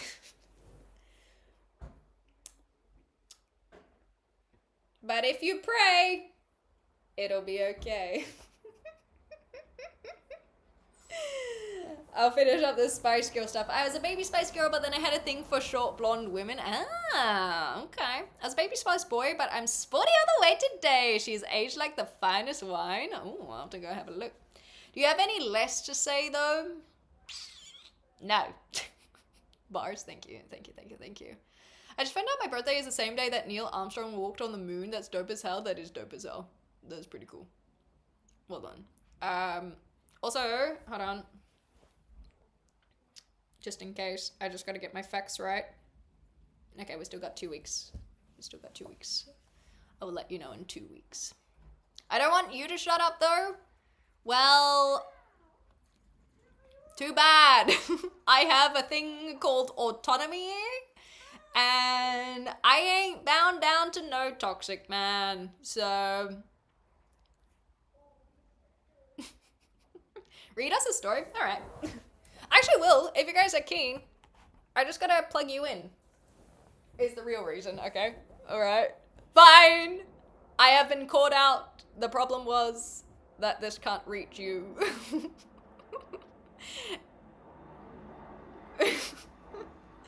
That's the real reason I was trying to leave. No. I know exactly what I will read. If you guys want to have a story time, then I'll read you a story. Don't worry. I will read you a very cool story. Don't you worry. It will not be a Clem original. But I will change the title, I think. Just in case people are coming in. Where is my thing? So, if you guys want to head to bed, then we are genuinely about to get story time. If you guys want to use this as your excuse to head off, then it will be a good excuse. Story time. Let me choose one though. Before I can change the title, I gotta choose one. So, last year, I went to Ireland. And so, unfortunately, I don't have an Icelandic story. I went to buy some Icelandic folklore, but I couldn't afford the price of the books. So, I do not have an Icelandic folklore to tell you, but I haven't had an excuse to crack out my Irish myths and legends since I purchased it in November. So, I thought I could read something from here based on your suggestion. It's story time. I'm not reading the Iliad, damn it. Ooh, from Dungeon Crawler, that would have been cool. It's beautiful. This is literally why I bought it, because look at it. Look at it. I saw it when I went to a little folklore exhibition, and I saw this, and I just couldn't stop thinking about it, and so I went back and bought it. It's very pretty, and I wanted to get one from Iceland, and there are a couple that, like, specifically Icelandic folklore rather than Nordic tales, and there was one book, there was actually like 3 or 4 books that all had Icelandic folklore, and they would have been fine, but there was one book that I was like, if I'm gonna buy it, it has to be that one, because it kind of matches the aesthetic of this, but it was like a lot, and I couldn't quite justify it. Actually, let me have a look how much it was. I think it was £40 or something like that. Book. Yeah, it was £40. So you can do the conversion to your own currency, but it was beautiful, and I already had bought the raincoat. And I think that if I hadn't already been on like a 3-week tour in other parts of Europe, I probably would have bought it, because I am still like a bit regretful that I didn't get it. But nonetheless, I just found out that Spotify Premium gets free audiobooks. Oh my gosh, that's fun. The Kunk! That is not the audiobook I would have expected, but good choice nonetheless. Okay. Let us read The Field of Boliones. So there are some stories by... These are basically a collection of stories from various authors who are retelling the folklore. So I think we'll just start with number 1, The Field of Bollions? I'm going to spell this and you guys can decide how you think it will be pronounced. The field of Bolowns? Is this a collab with Audible? I wish. That'd be great. Do you want about the Irish fairies? Well, there probably are ones about here. Do the one with the cow? I don't know the cow. Okay, so I'm going to just write my title. Oh, God, where is it? Story time. The Fields of Bolowns. And then I'll write Irish folklore. Just so that people who are coming in can be prepared for that. Oh, we're about to hit an ad break, so I will wait until after the ads. That's fine. I will just update on the YouTube side of things as well. Sorry about the wiggles. You guys are on the couch now.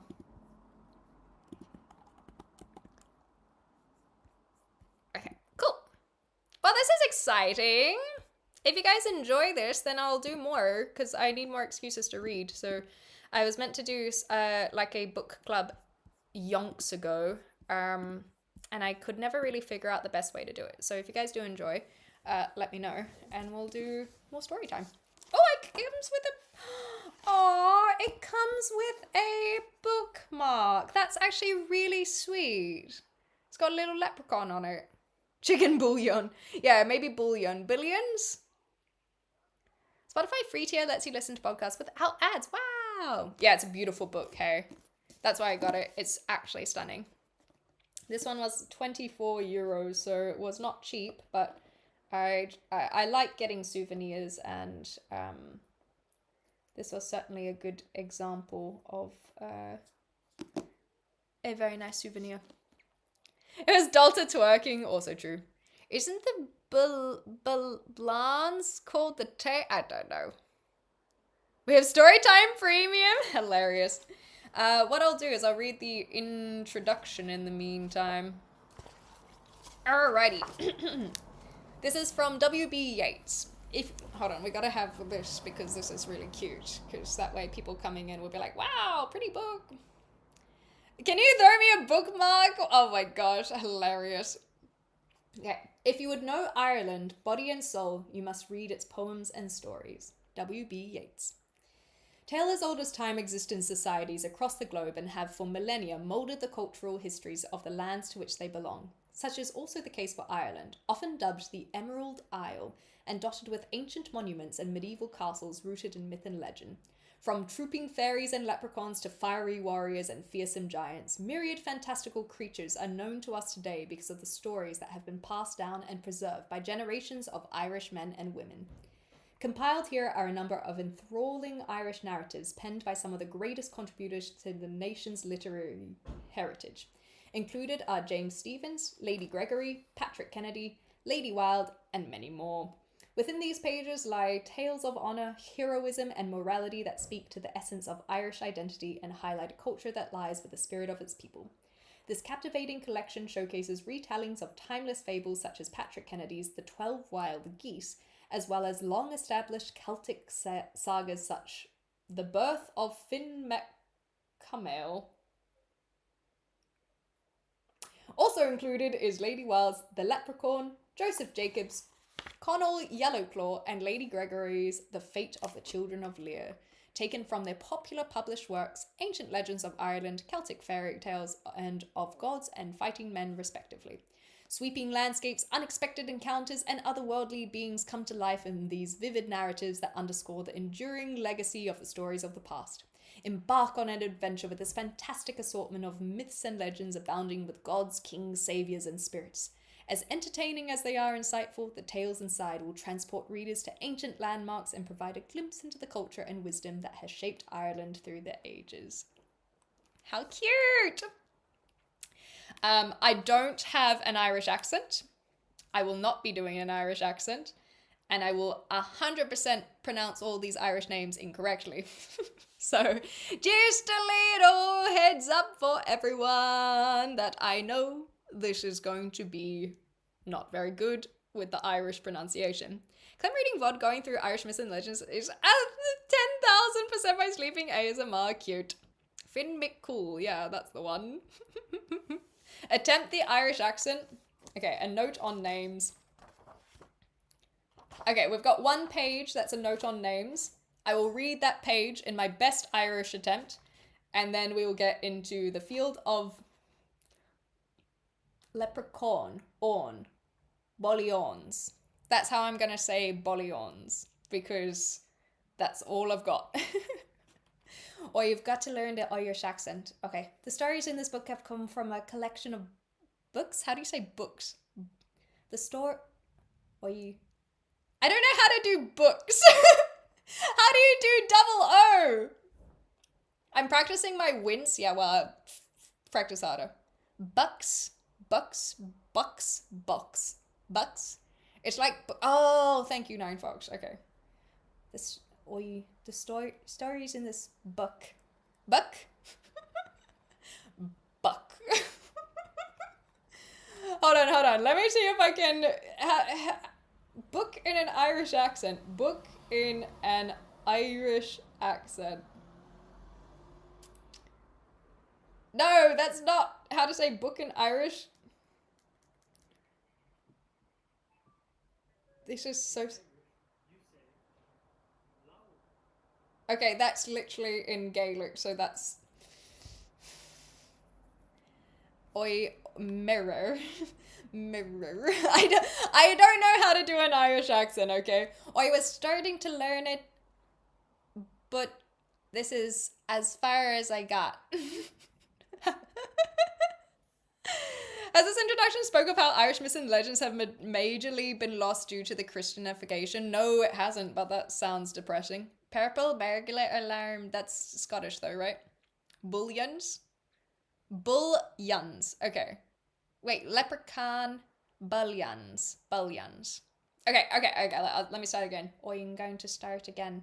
The stories in this book have come from a collection of books by acclaimed writers who contributed greatly to Irish literature in the 19th and 20th centuries. As with most tales preserved through oral retellings and gathered separately from different groups of people. There exists a variation of spellings for Ireland's magical people and otherworldly creatures. Below are some examples of the names present. No, that was Scottish. Present within these. I've lost it. Pages. You sound drunk, so you got that right. The great Irish warrior known as Lug Longhand in Jeremiah Curtin's Cuchulainn is also known as Louis Longhand and Louis Levada. I've never had to do these many words in a row. In Beller on Tory Island, often spelled as leprechauns, Lady Wild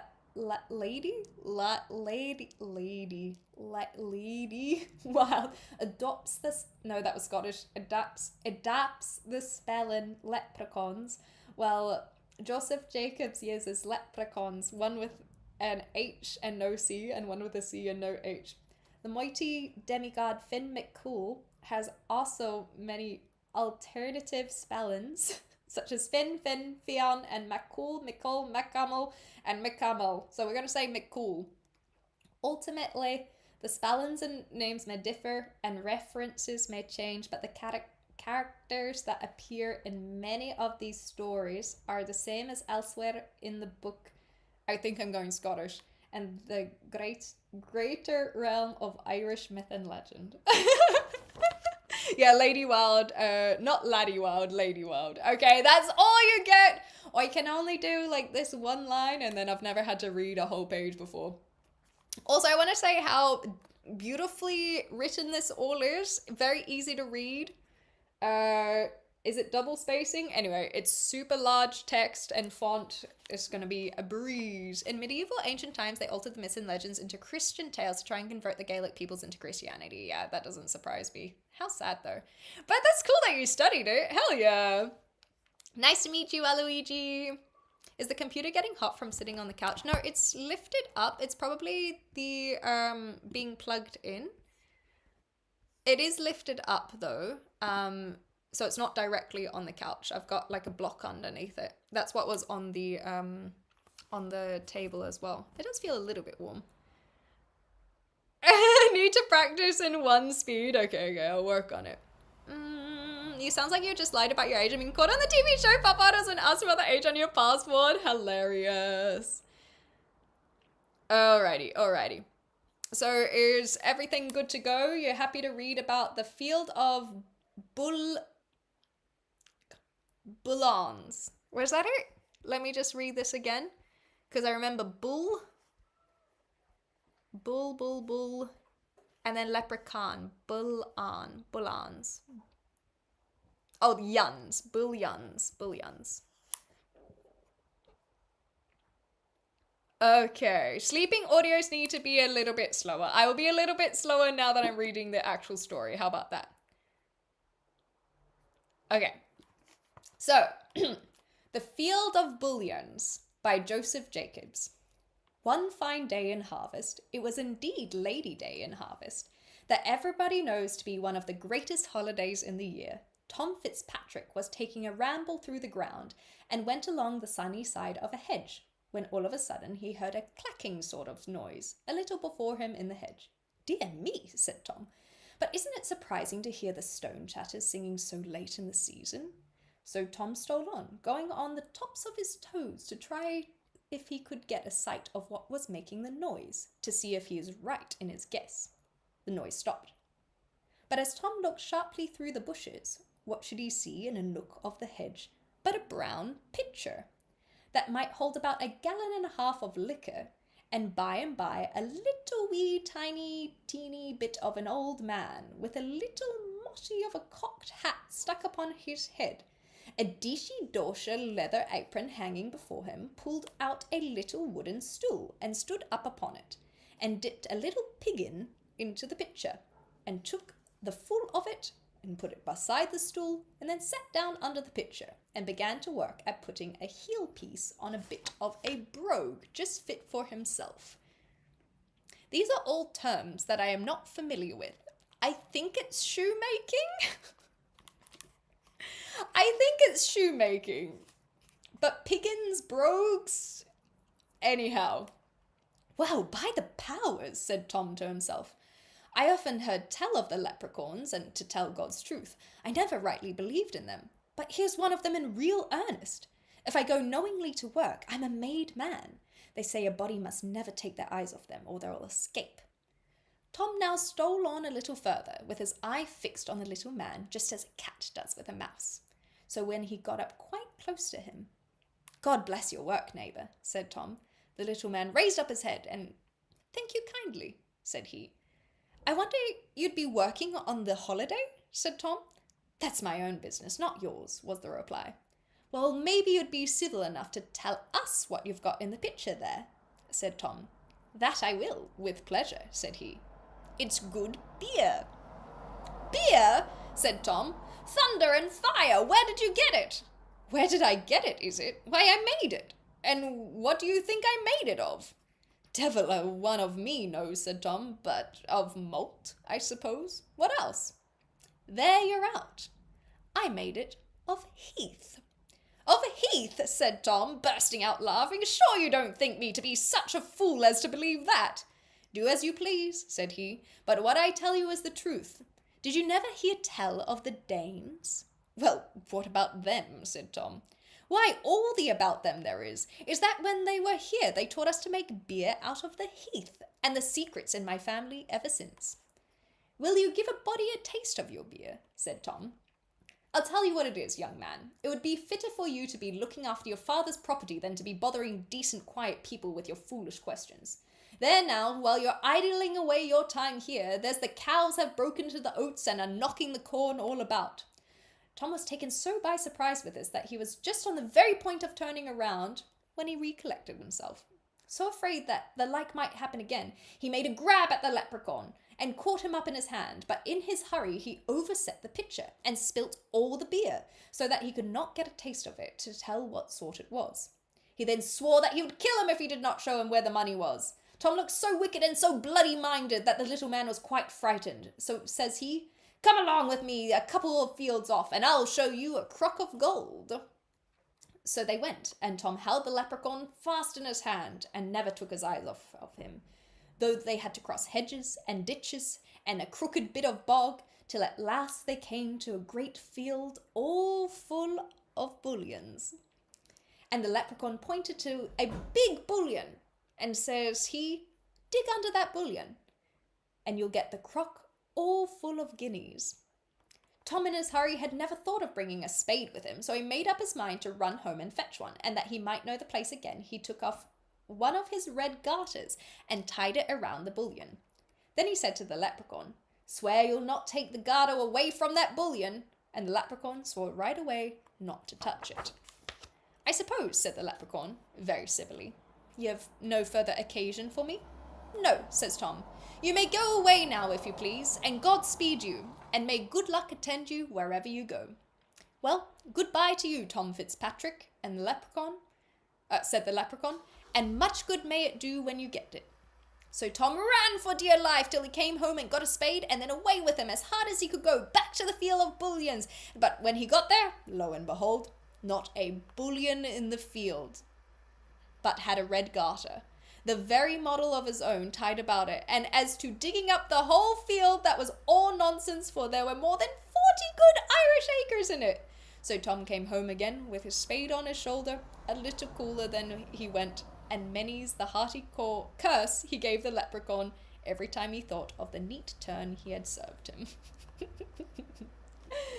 And there we go. So that garter is still there. Somewhere. With a crock of gold underneath.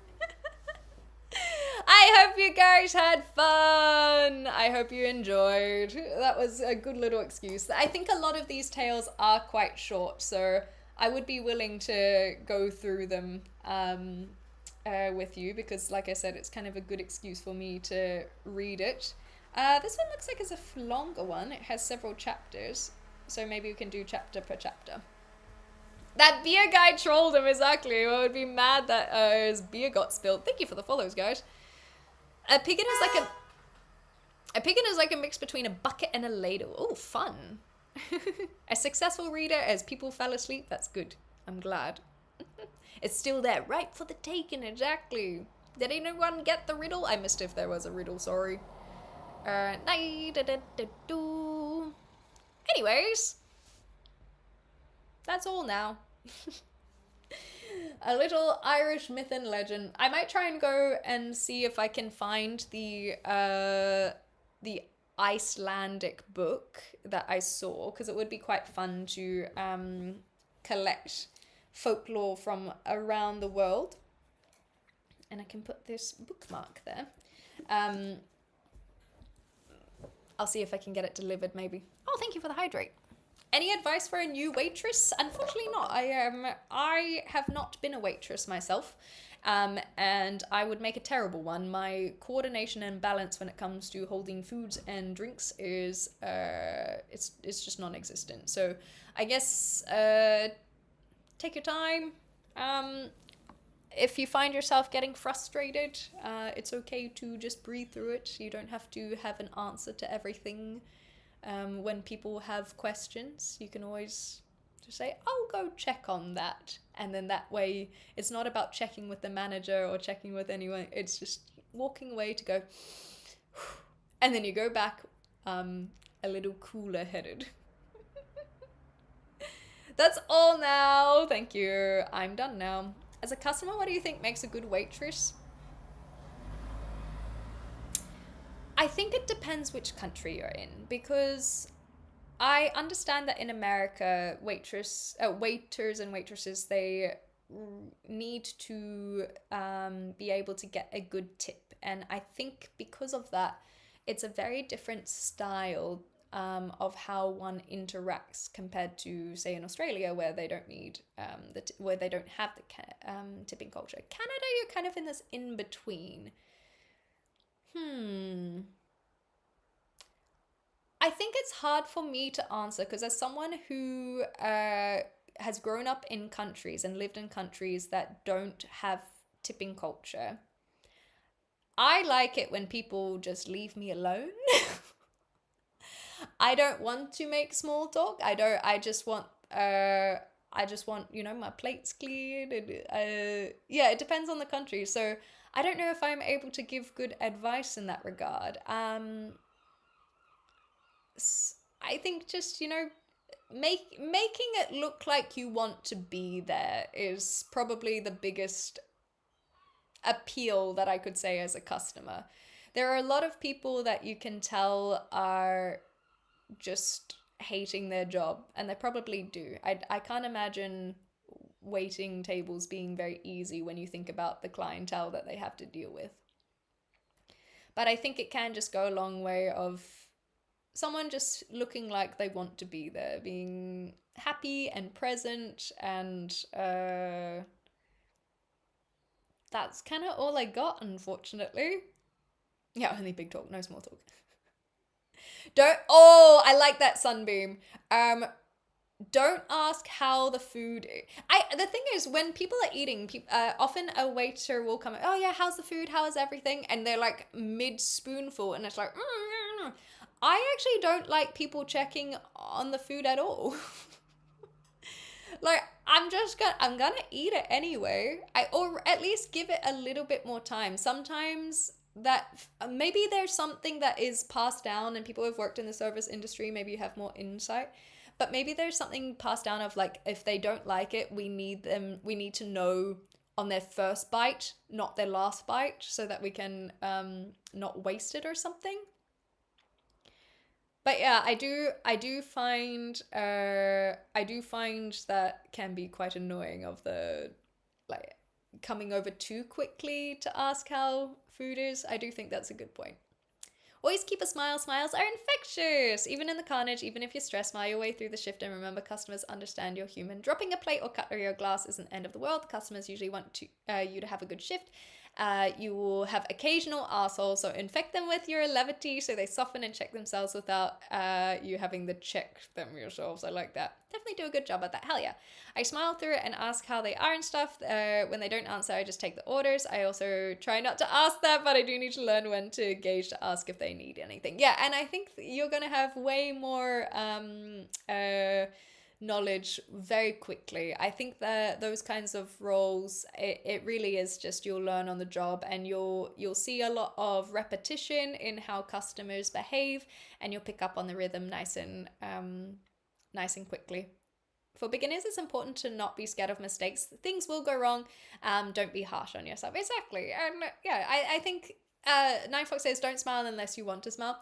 And I think that's why I said just being present, I think, is more important than necessarily smiling. It's just like, yeah, like, hey guys. You don't have to be like, hey guys.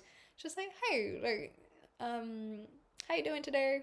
You should smile less, Scroob. Like, I hope you're working up an appetite. I think you will. I think you will realize that once you're on the job, you'll learn very quickly, and you'll understand where your own limits are and how you want to adapt in those situations. You got this. You can be polite and nice without plastering a fake smile. Exactly. And so I think that being present, and like I said, I looking like you want to be there doesn't have to be about a smile. Sometimes it's just about a comfort and a casualness, and that doesn't have to be a big old smile. Yeah. What kind of place is it? Really formal or not? That's also a good point. You do, depending on if it is a super, super fancy restaurant, or maybe it's more like a brunch spot, small diner. Yeah, I think that you can be a bit more personable in the small diner. People are just kind of going about their business, and they'll be focused more on themselves anyhow. Don't have to be nice, just helpful. Oh, I like that. Yeah. You don't have to be overly polite or super, like, smiley. It's just, oh, it's like, can I clear your table? Those are helpful rather than nice. I like that. I don't know, waiting. I don't know. Yeah, it sounds like you probably wouldn't be the one to watch though. If I smiled at anyone in my life, I'd have permanent face creases. Ay. Those diners are intentionally rude to the customers. That's a good point. I forgot about those ones.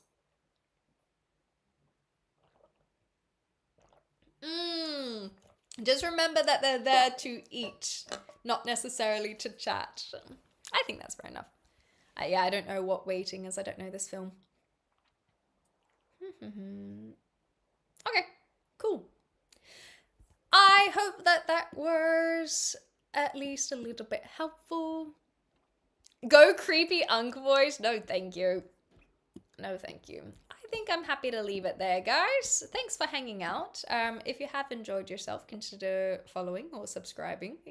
And I will either be back tomorrow or the day after. I basically am just needing to get back into the swing of things. I haven't caught up with my parents yet because they didn't respond to my message. So I'm going to try and catch up with them tomorrow morning. So I don't think I'll stream tomorrow. But after that, we should start being a little bit more regular again, get some fiber back into the channel. And I'll see you guys when I see you. But thanks for hanging out. This is exactly what I needed on my end to restart the streams back in the UK. And I really enjoyed myself. Thanks. Have a good rest of your day. All the best at the new job, Stargirl. Just because you're not funny doesn't mean they can ignore you. Fair enough. Thanks for the cozy couch stream. No, thank you guys. Like I said, this is exactly what I needed, so I do appreciate it. Yeah, off to bed. Everyone off to bed. You should already be asleep after all of the book reading. So we'll see you on the other side. And thanks again to Let's Roll for Dragons for the raid. Make sure you guys go check them out if you haven't already. And I will see you soon. Bye, everyone. Ta-ta. See you later. I'm done now.